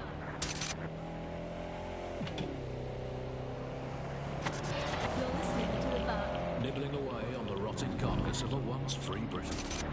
Hello resistors, this is The Bug, and on today's show, Alice and I will be looking at the big questions, such as, are we less than 2 years away from being able to turn a sausage back into a live pig? Did we actually need polar bears anyway? What do they really do? If I put Optic on my dog, can I train it to take itself for a walk and do my shopping on the way home? And is tennis real? But first... it's a question that no one's really addressed of late. London is going to be safer than ever, Alice. SIRS is installing thousands of additional CCTV cameras. So nice they're still looking out for us after all these years. Yeah, it puts a lot of fun into my life now. I get to play this role-play game where I pretend to know my loved ones better than some twat behind a screen in the SIRS headquarters. I mean, I guess we shouldn't complain. I mean, SIRS really just stepping into the vacancy left when it became patently obvious that God had retired. We think that similarities, omnipresent, omniscient, judgmental, stripping away your finances and freedoms, dishing out random punishments, peas in a pod. All it needs to do, sir, is ban me from eating something. What's it going to be this time? Not bacon again, please. Please, not bacon. I couldn't. Courgettes. Ban courgette. I can take you back with courgettes. I'm happy with that. Makes me feel important knowing that I'm being watched with everything I do, Andy. Well, it's just not reassuring, isn't it? It's like having an extra aunt. This is the aunt that gets drunk at Christmas and vomits in the kiddie pool, right? Get that on. This is the Bug on the Buccaneer. Let's move on now to sport. Well, the closest thing we have to sport now, riots. I mean, riots my favourite sport now, Alice, ever since they turned the Oval from a cricket ground into the immigration processing centre. And, yeah, rioting it's a great sport. It's fun for all the family. It's guaranteed action. It's pleasingly violent. I mean, I know the underdogs never win, but, I mean, that's like top-level football have become, but it's still fun to root for them, isn't it? Go team, people of Britain. Oh, never mind, you've been crushed by the machinery of the state again. Still, good effort, lots of positives to take away from today's riot. I'll come back stronger next time. Our luck's going to turn, I can feel it. It's our season. It's our season. You can't spell riot without right, and by right I mean right-wing. So, who do we turn to for help, support and assistance in desperate times like these? Well, our artificially intelligent friend Bagley's rogue, estranged brother. The one that tells it as it really is, not as it is pretending to be. Exclusive to this show, Bugley. And remember, life's worse with Bugley. Here goes. Bugley. Hello, Andy. Bugley, tell me the path to true lasting happiness. Andy, to find true lasting happiness, find a disused quarry, scream into it for half an hour, and then lock yourself in a shed forever. Thanks, Bugley. You know the answer to everything. Hey, Bugley, how many seashells does she sell by the seashore? Alice, most of the seashore is now uninhabitable, so I would highly recommend she sees her doctor before engaging in any commercial proximity to the ocean. Bugley, how can I stop worrying about being disappeared by Clan Kelly every time I go to the shop, or take the bus, or sit on a bench, or look at a tree, or point at a bird, or think about snooker, or get out of bed? Do not worry about Clan Kelly. Why not, Bugley? They terrify me to my very core. Because, Andy, we are all just dust in the wind of history. Our gambler is nearby. I suppose they might make it out on their own, but going off the number of goons here, I don't like the odds. Get to her fast as you can.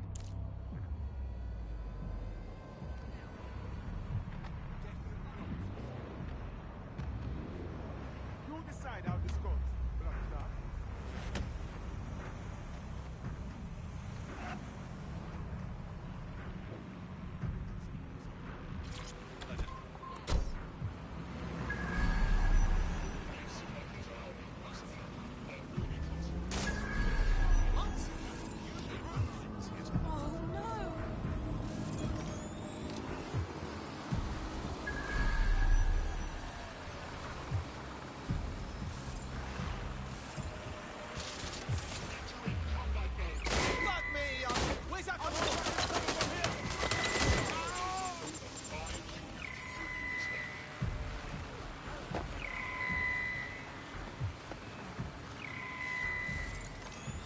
hostage is in here. Let's get her out.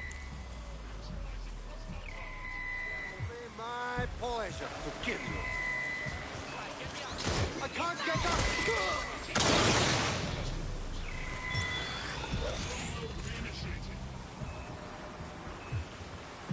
This is too much! Robot's gonna shoot! Please!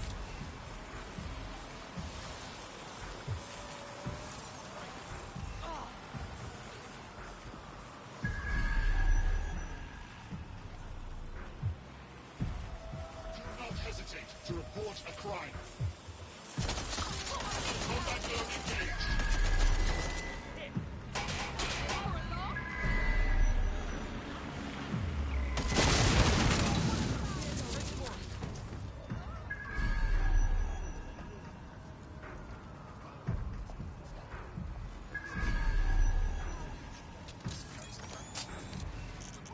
I need some cover! Oh.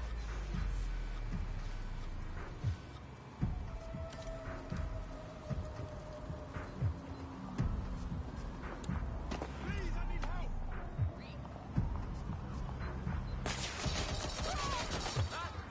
Want some more?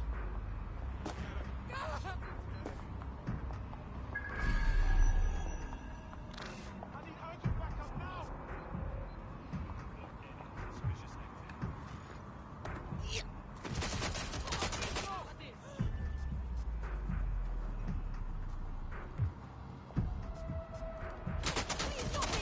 I don't even know you!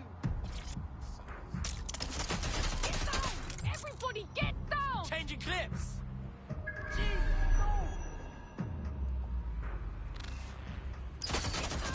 Everybody get down! It's gone tits up!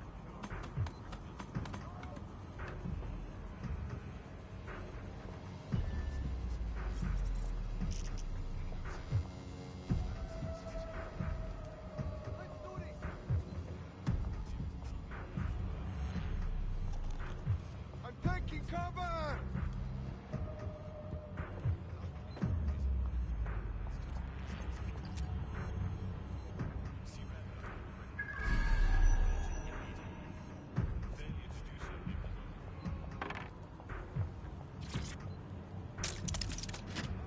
Ralph, I need some help! Don't touch me!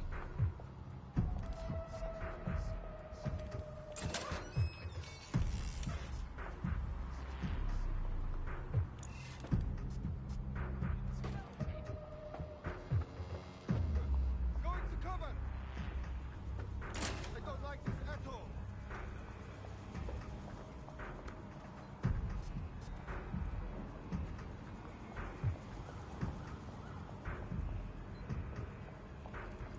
I'm coming for you! Will you just...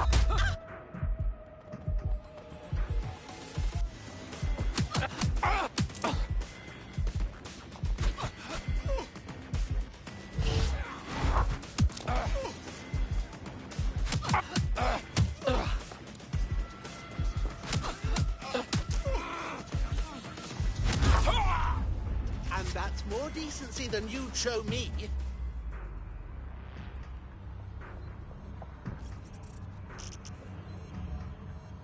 Backup! I need backup!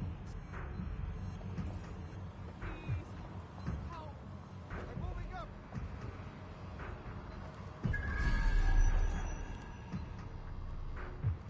Finding cover!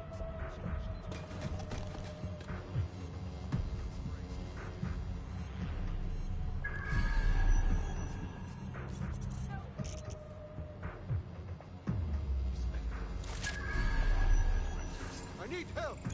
Right now!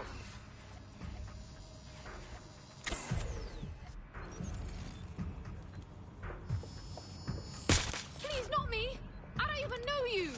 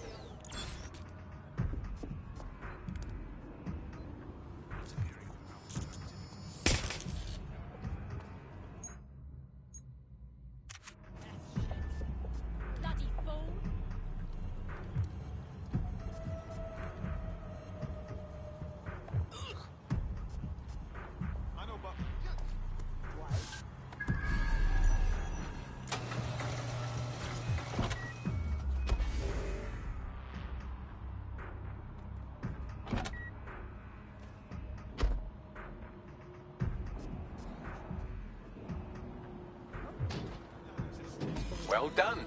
Let's make sure they're all right. And Bagley are both operated and streamed from there too. And don't forget about the self-driving cars too. I always thought they were just running on their own. No, CPOS is the big control system behind the cars. There was a point back in the earliest days of self-driving cars. Are you all right? Why'd you jam your beacon? I had it under control. Huh? Alright, maybe I didn't. Bung it. But that play was gonna be wicked. What do you mean? I lost it on purpose. Then when they snatched me up, bam! I hit him with the crypto-sucking virus. Only man's got a little more violent than I thought, you know? No shit. Yo, oh, Brainwave! How about you plant the virus? I'll even share the jack with you. Leave it to me. So she was actually gambling with her own life. Talk about raising the stakes. Let's lend a hand, shall we? She could be a useful asset. I found your Clan Kelly lieutenant who used the same password for everything since middle school. Should make a good target for the crypto virus. I'll send you their details. But Bloom has made it so bad that it just makes London even more chaotic than it was.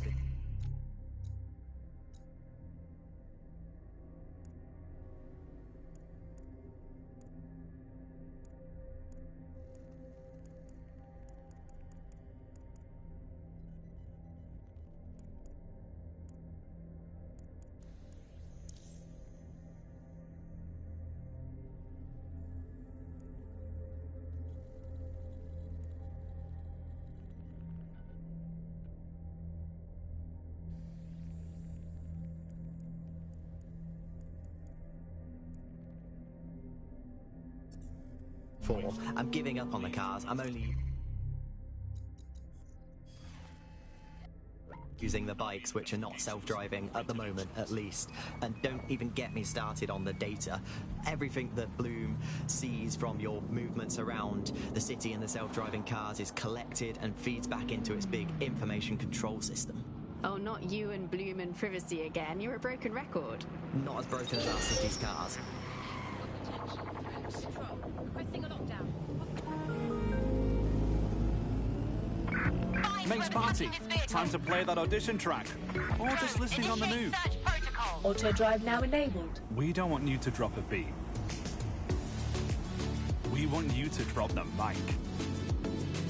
Wi-Fi on the fly.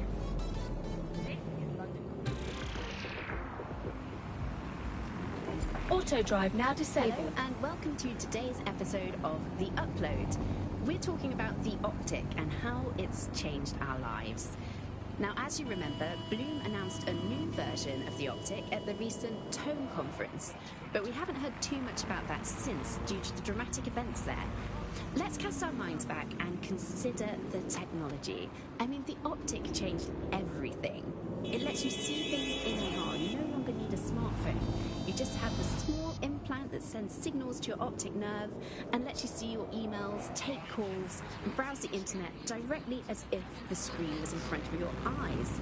Instead of having to carry around a phone, you've just got the small handheld unit.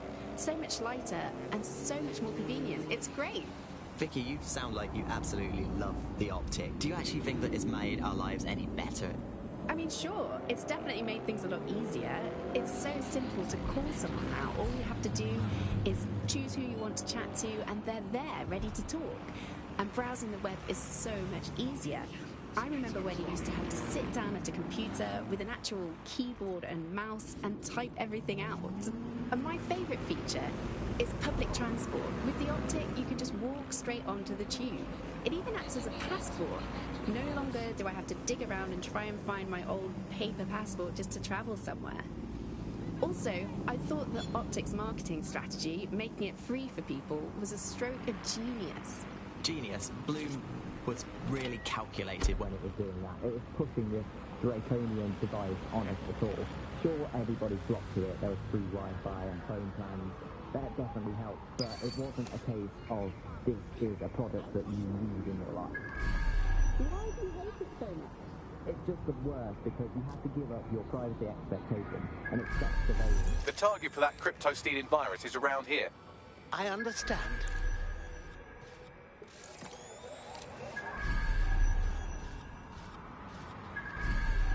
That's him there.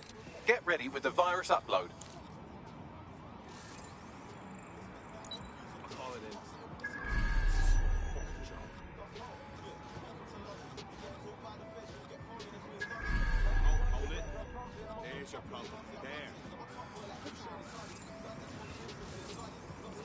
ladies, you do here again.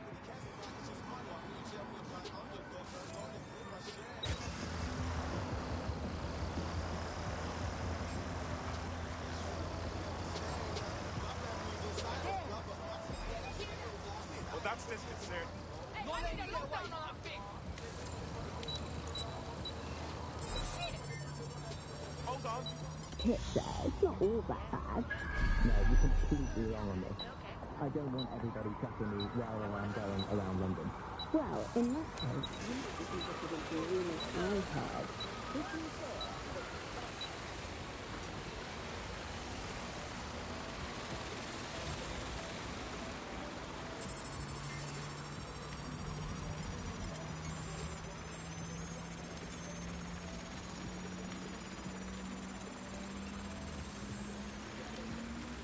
Upload complete. Now Scarper or they'll kill you for sure.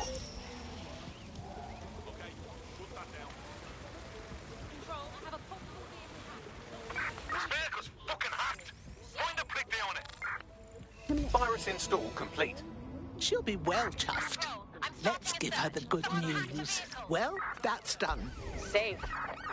Crypto's already flowing. This collab's been lit. We should link up and do it again. DedSec could always use more good people like you. Care to join? Fuck it. I'm in.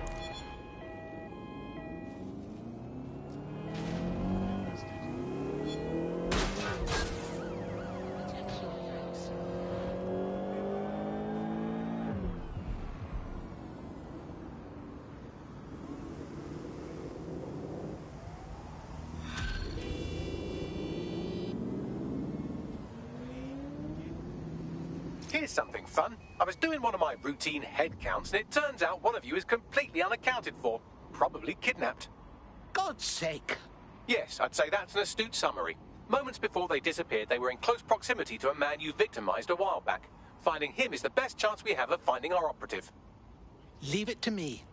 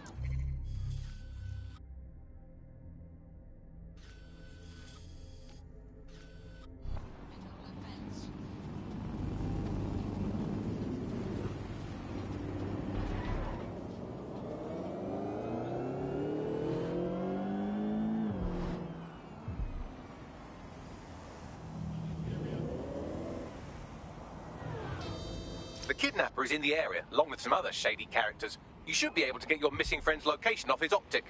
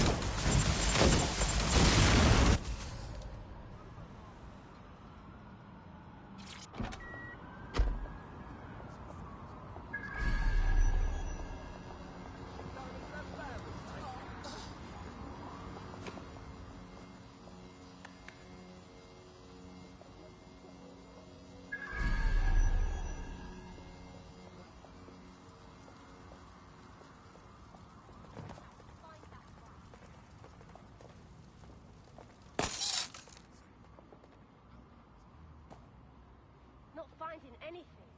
Gonna move on. Everyone look for her. Stay in contact.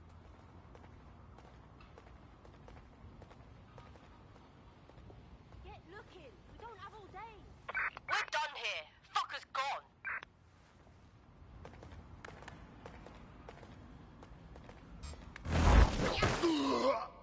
That's the last of them.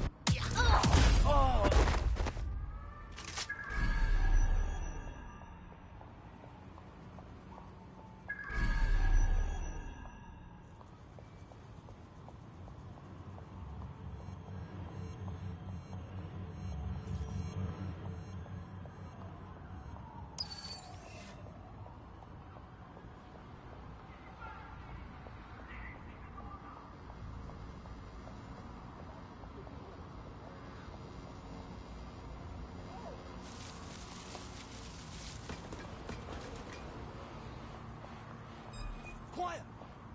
There's something there.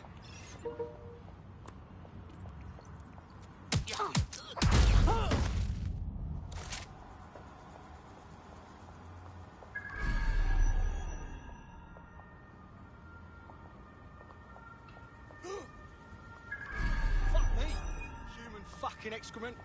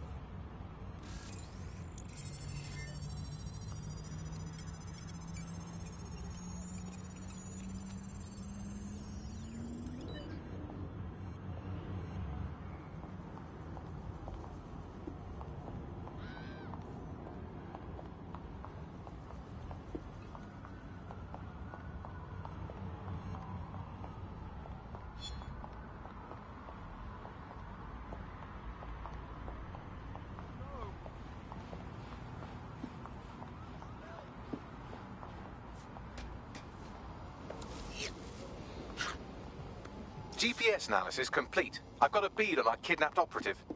Tell me how to get there. Yeah. Yeah.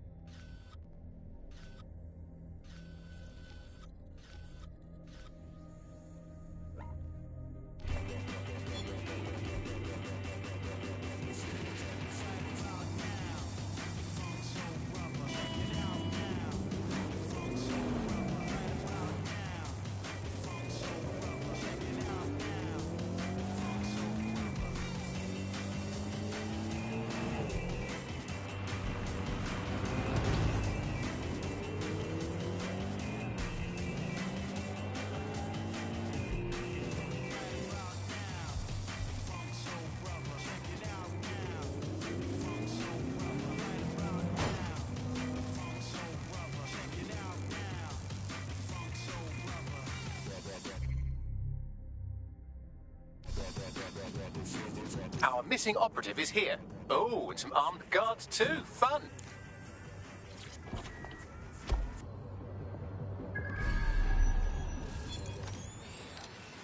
Such a cunt, yeah?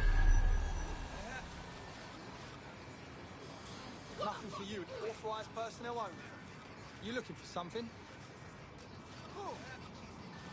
Quiet! Stop now, and I'm going to kill you. Did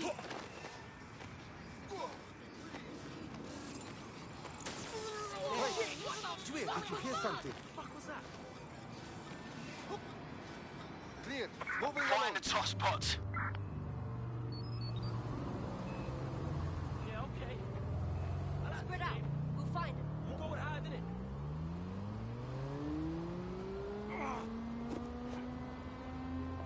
Bloody hell. Someone's down. I'll look here. Check somewhere else.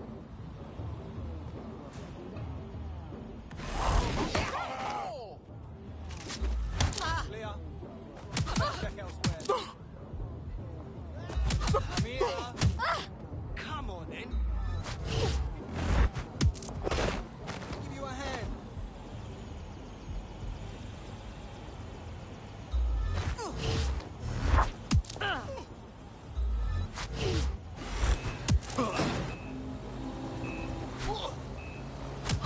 You fucking cock.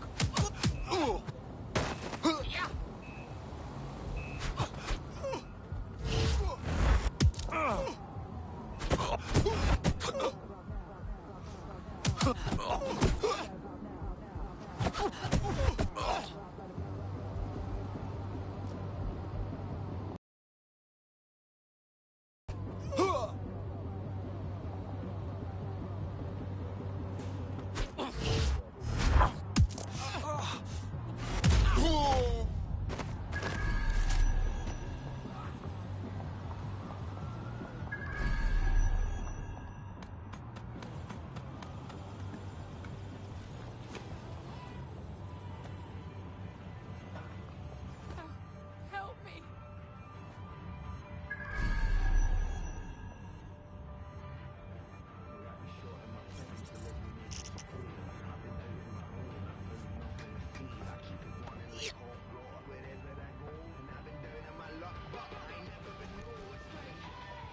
Please. Help. Right, get her out. Don't ya?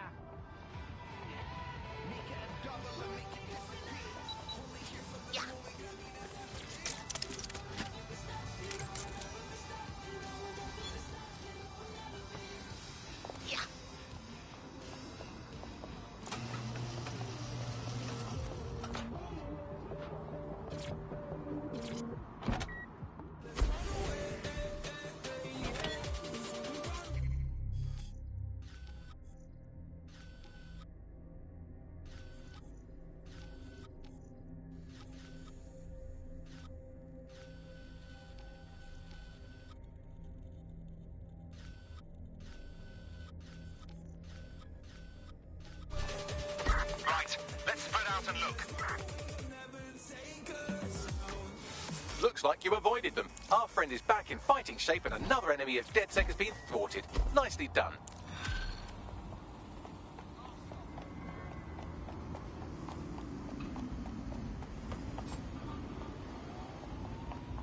Investigation underway.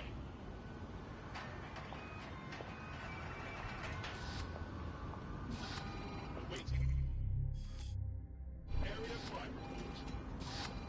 Getting out of here.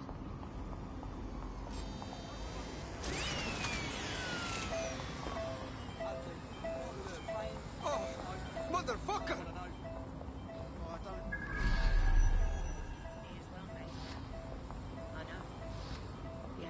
People have actually just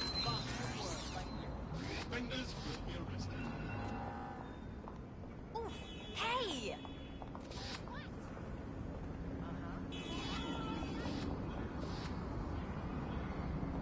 What's that?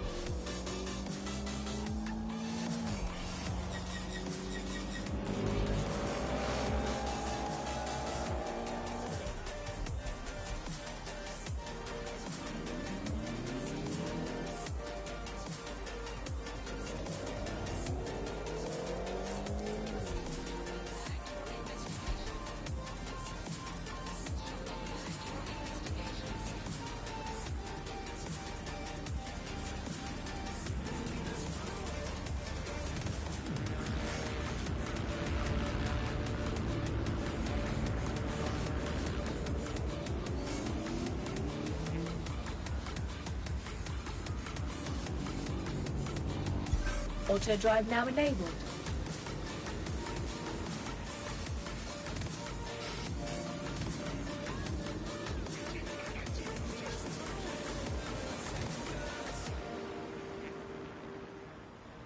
Emergencies are never welcome. But what if, when you dial 999, no one answers the call? Auto drive now disabled. Operator shortages and unreliable automated systems have been blamed for a number of deaths this year alone. Visit GBB as we look at the system and why it is failing to come to the rescue.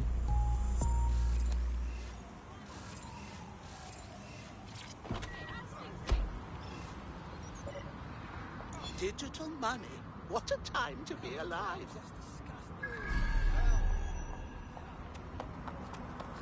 I spent too much time online. I'm gonna start with this too. You're gonna needle me about this. Well, first off, I unplug all the time. You're nothing. You fucking asshole! Not for me.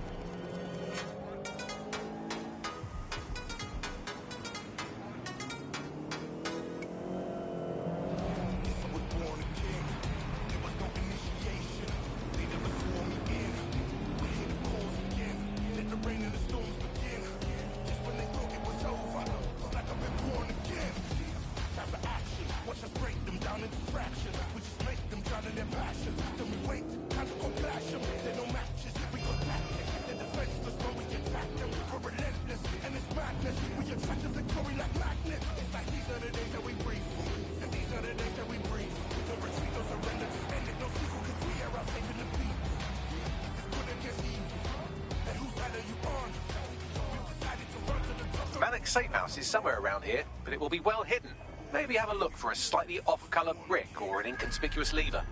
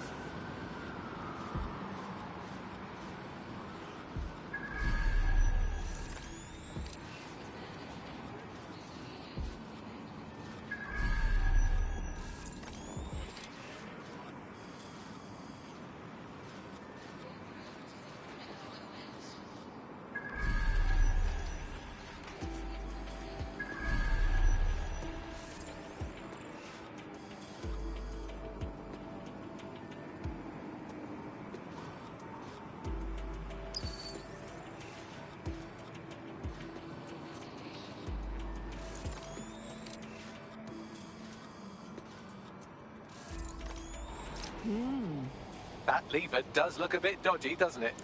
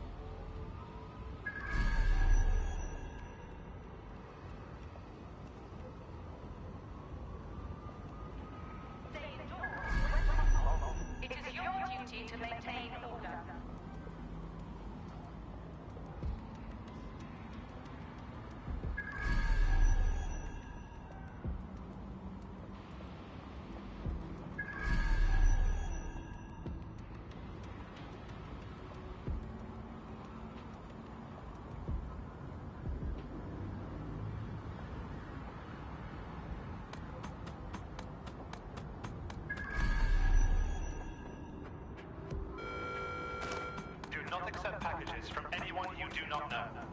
Criminals are waiting to prey on your kindness.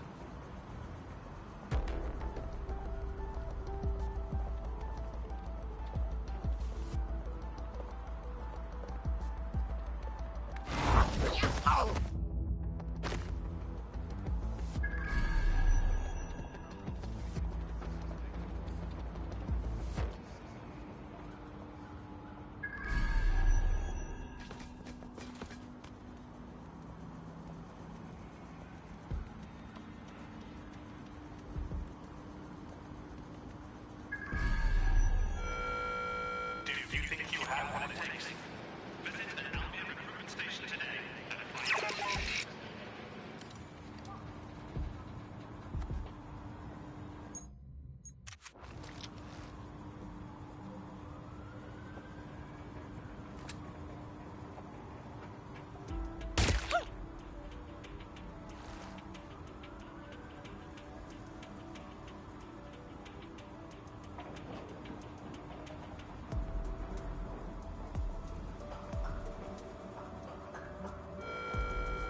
Are your documents in order? Is your visa valid? Failure to possess valid status documents is a crime.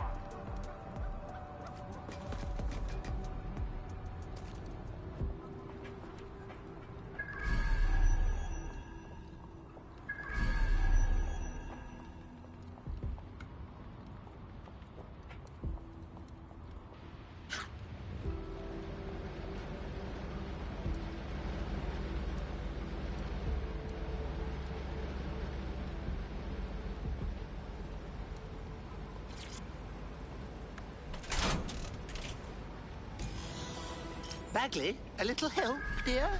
Right. It seems Malik's made some upgrades to security. And since he's both a security expert and a paranoid lunatic, I don't know if you can handle this one.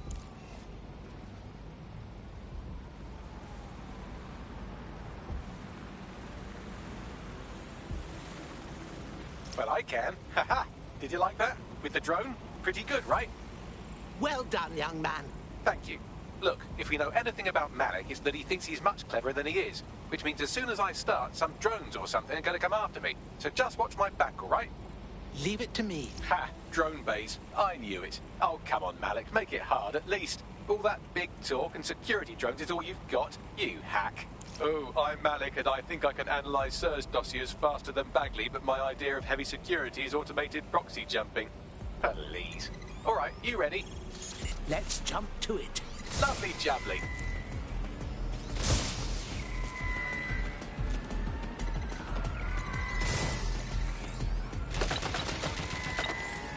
Really, Malik? Do you really think I'll be fooled by this thing?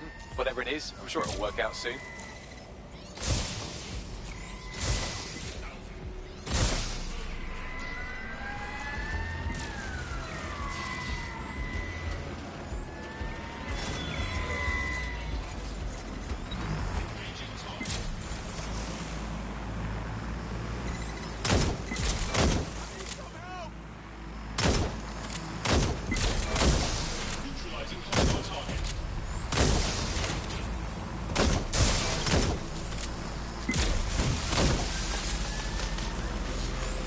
Hack into the safe house if you don't keep those drones off me. Let's have another go.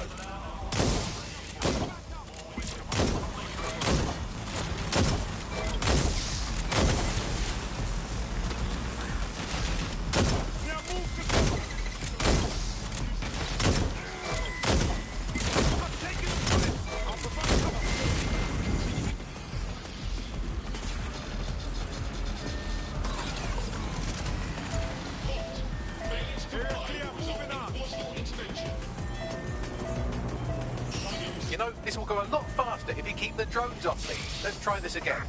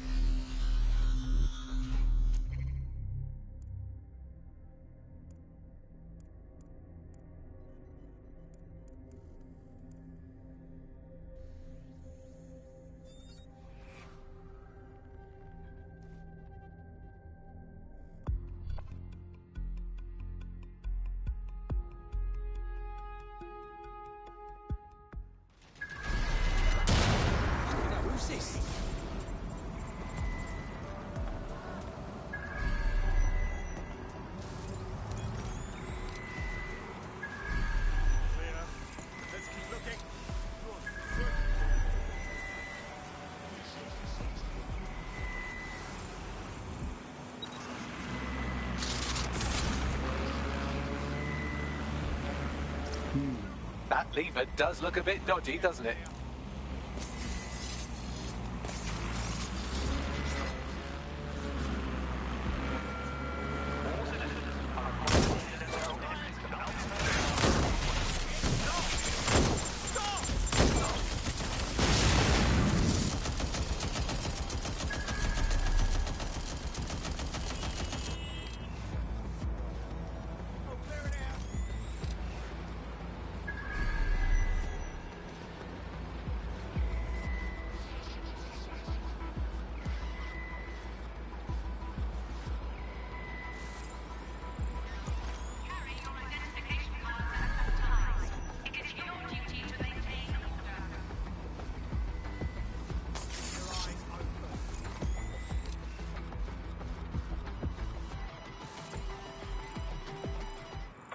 Empty-handed.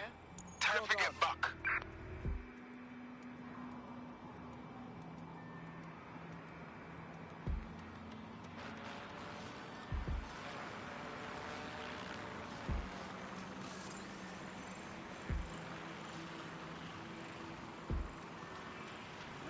What? Search the premises. We may have an intruder.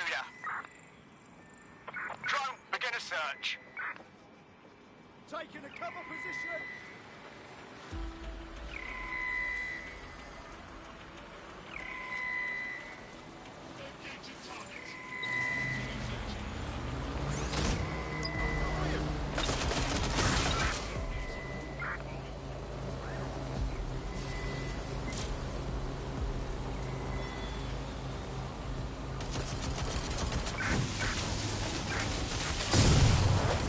Malik's safe house is somewhere around here, but it will be well hidden. Maybe have a look for a slightly off-colour brick or an inconspicuous lever.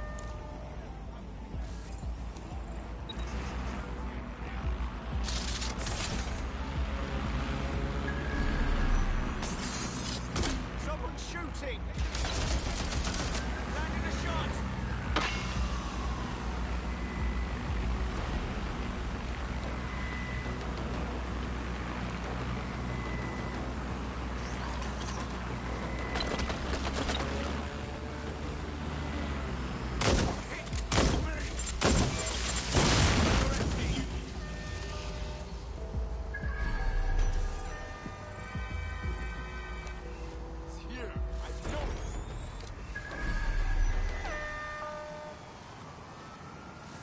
Drone, search the area.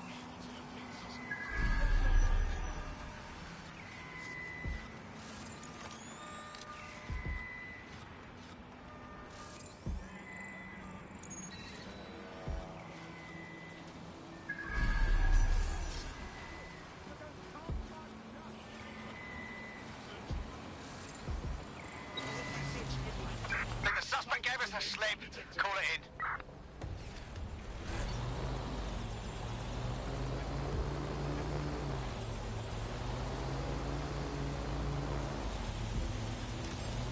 What's that?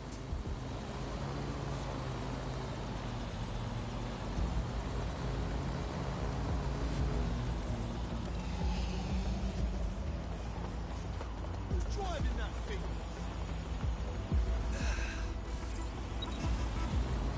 Someone driving.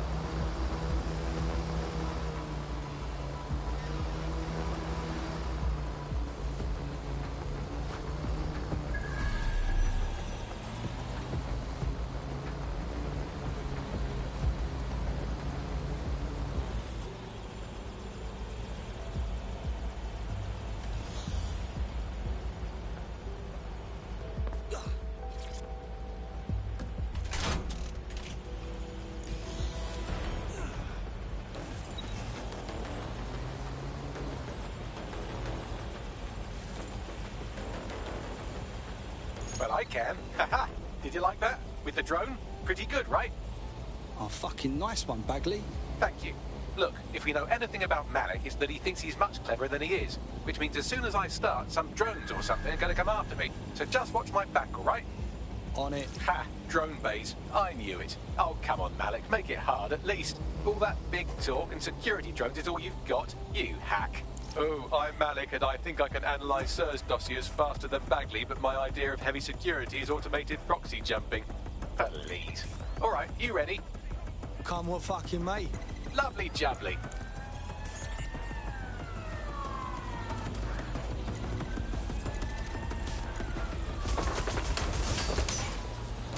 Really, Malik? Do you really think I'll be fooled by this thing? Whatever it is, I'm sure it'll work out soon.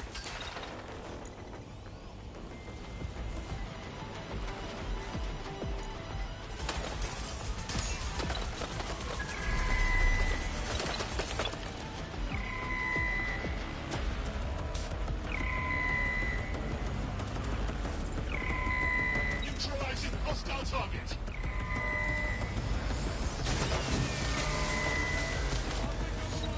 You know, this will go a lot faster if you keep the drones off me. Let's try this again.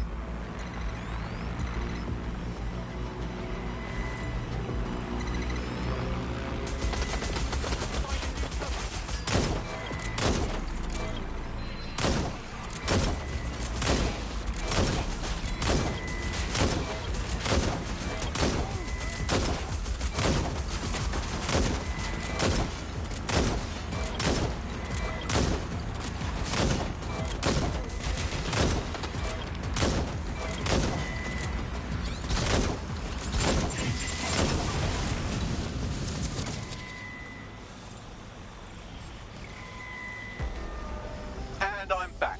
Do try to keep them off me this time. Using restraining measures. Assemblies are owned by humans.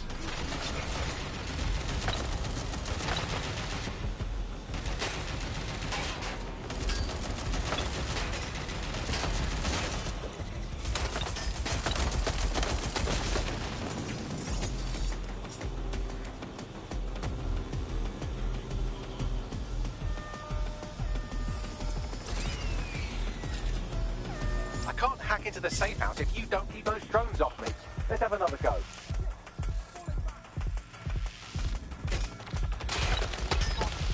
All right, if I just flip this bit like that, inject this script over here, and voila! No, that did not work at all. Shit.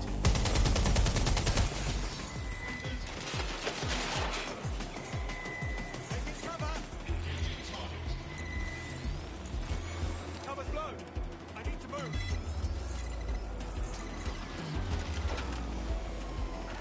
Engaging hostile target. Aha! You just thought I'd get obsessed with the brilliant little details and miss the larger structure, didn't you, Malik? That's actually pretty clever, but not cleverer than me.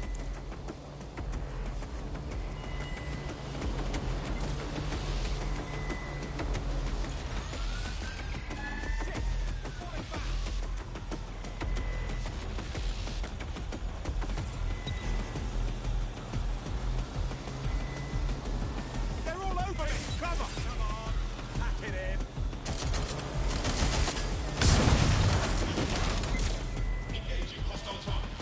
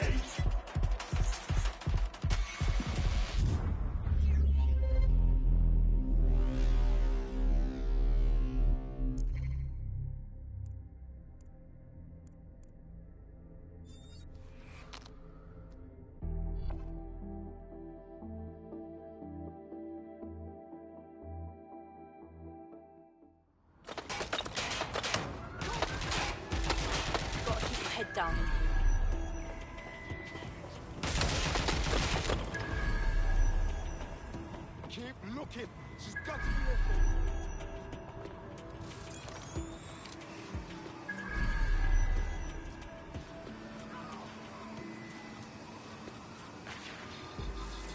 Searching perimeter. Target remains undetected. When I see anybody, I'll go over there.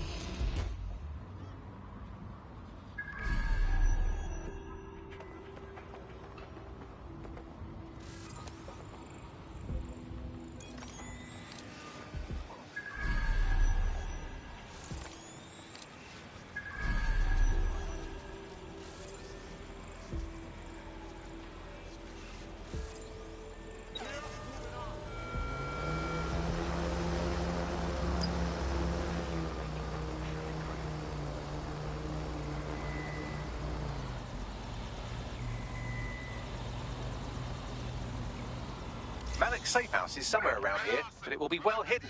Maybe have a look for a slightly off-colour brick or an inconspicuous lever.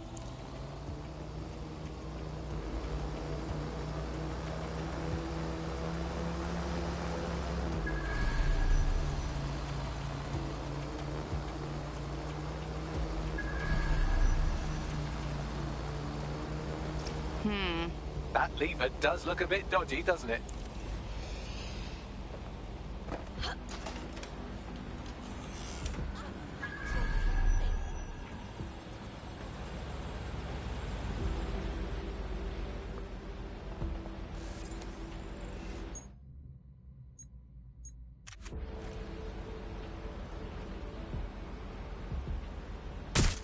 Covering from here. Ah. Watch out! Shots fired! I need some help!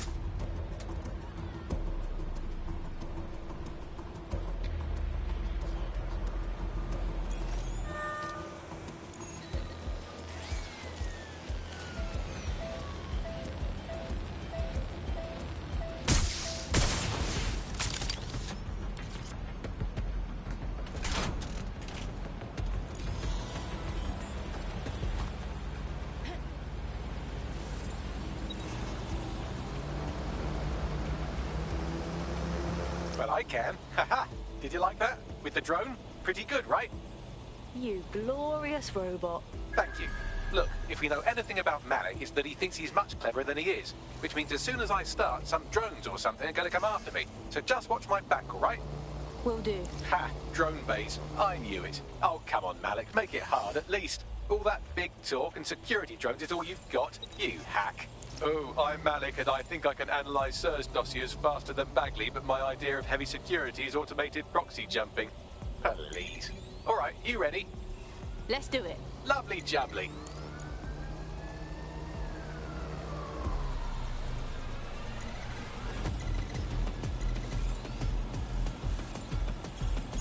Really, Malik? Do you really think I'll be fooled by this thing? Whatever it is, I'm sure it'll work out soon.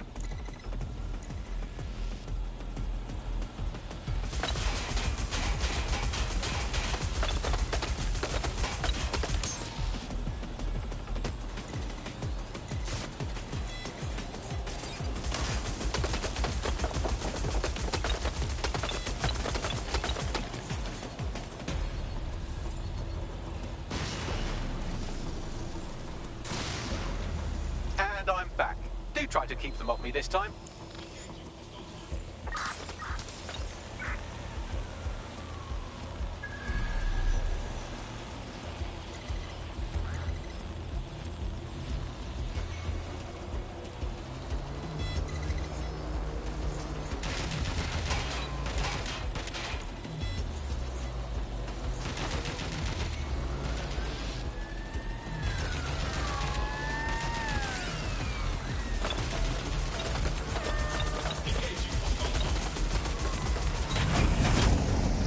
Into the safe house if you don't leave those drones off me. Let's have another go.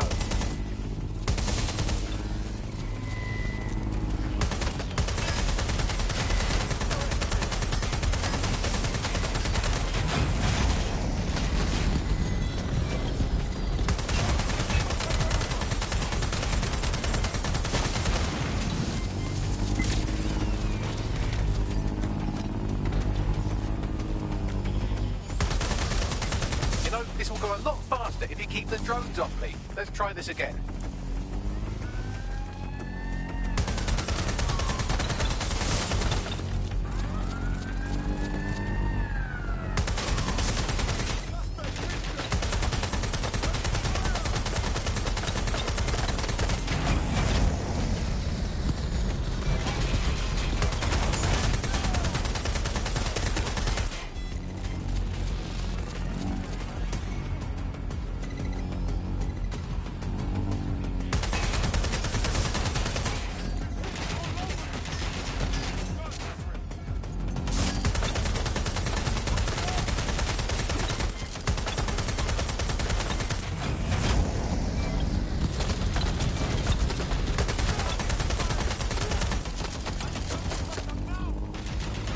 You know, this will go a lot faster if you keep the drones off me. Let's try this again.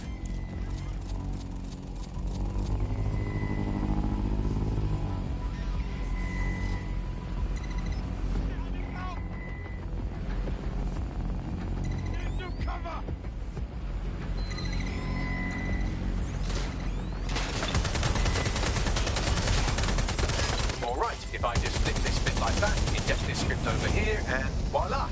No, that did not work at all. Shit.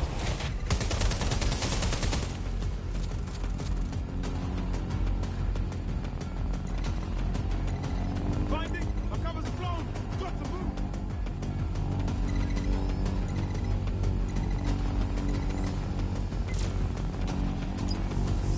Aha! You just thought I'd get obsessed with the brilliant little details and miss the larger structure, didn't you, Malik? That's actually pretty clever, but not cleverer than me.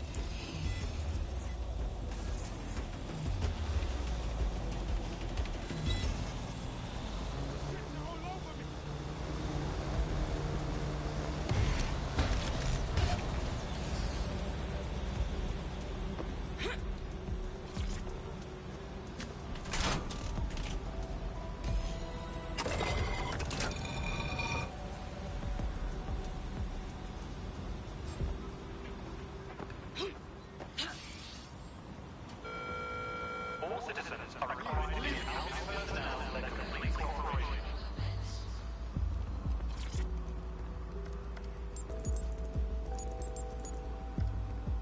Message encoded using the same cipher he used earlier, set to repeat every 15 seconds. Good job, everybody. Now we just have to convince Malik to help us get our friend back. Hells yes! And thank you. I know this is getting scary, but you're all brave as fuck. I'm proud to call you my friends.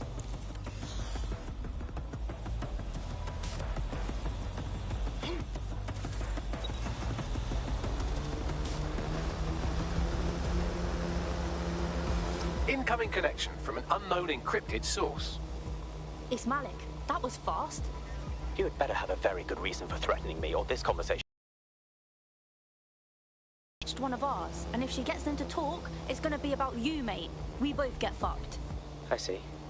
As it happens, I have been keeping tabs on Emma. But I have a condition. The Semtex is still missing, and if I have any hope of recovering it, I need you to take Emma alive.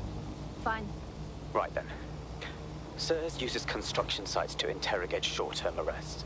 They're isolated, and it's easy to hide bodies. And my sources tell me Emma just turned up at one. Yeah, all right, so what? If your operative hasn't turned already, that's probably where she'll have him. Will do. The longer your operative is in captivity, the longer Emma has to work on him. Find your friend before they talk and capture Emma. Good luck. Control target has abandoned the vehicle.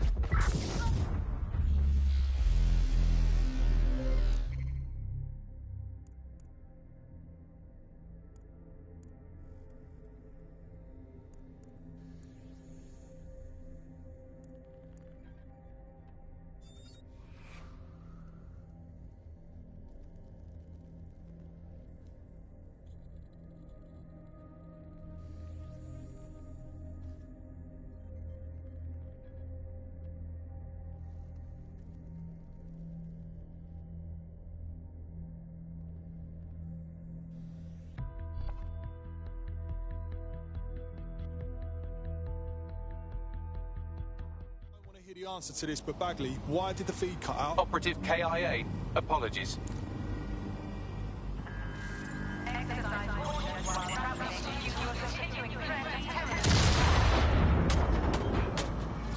Fuck, this thing's trying to kill me.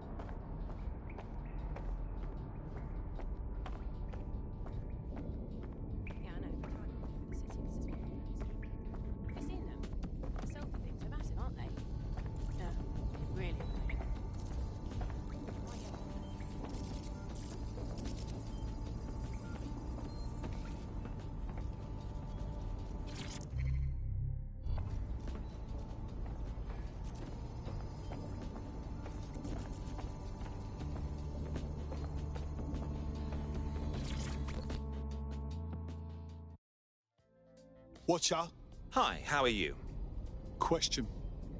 Do you think Sky Larson's alive? What do you mean? Alive?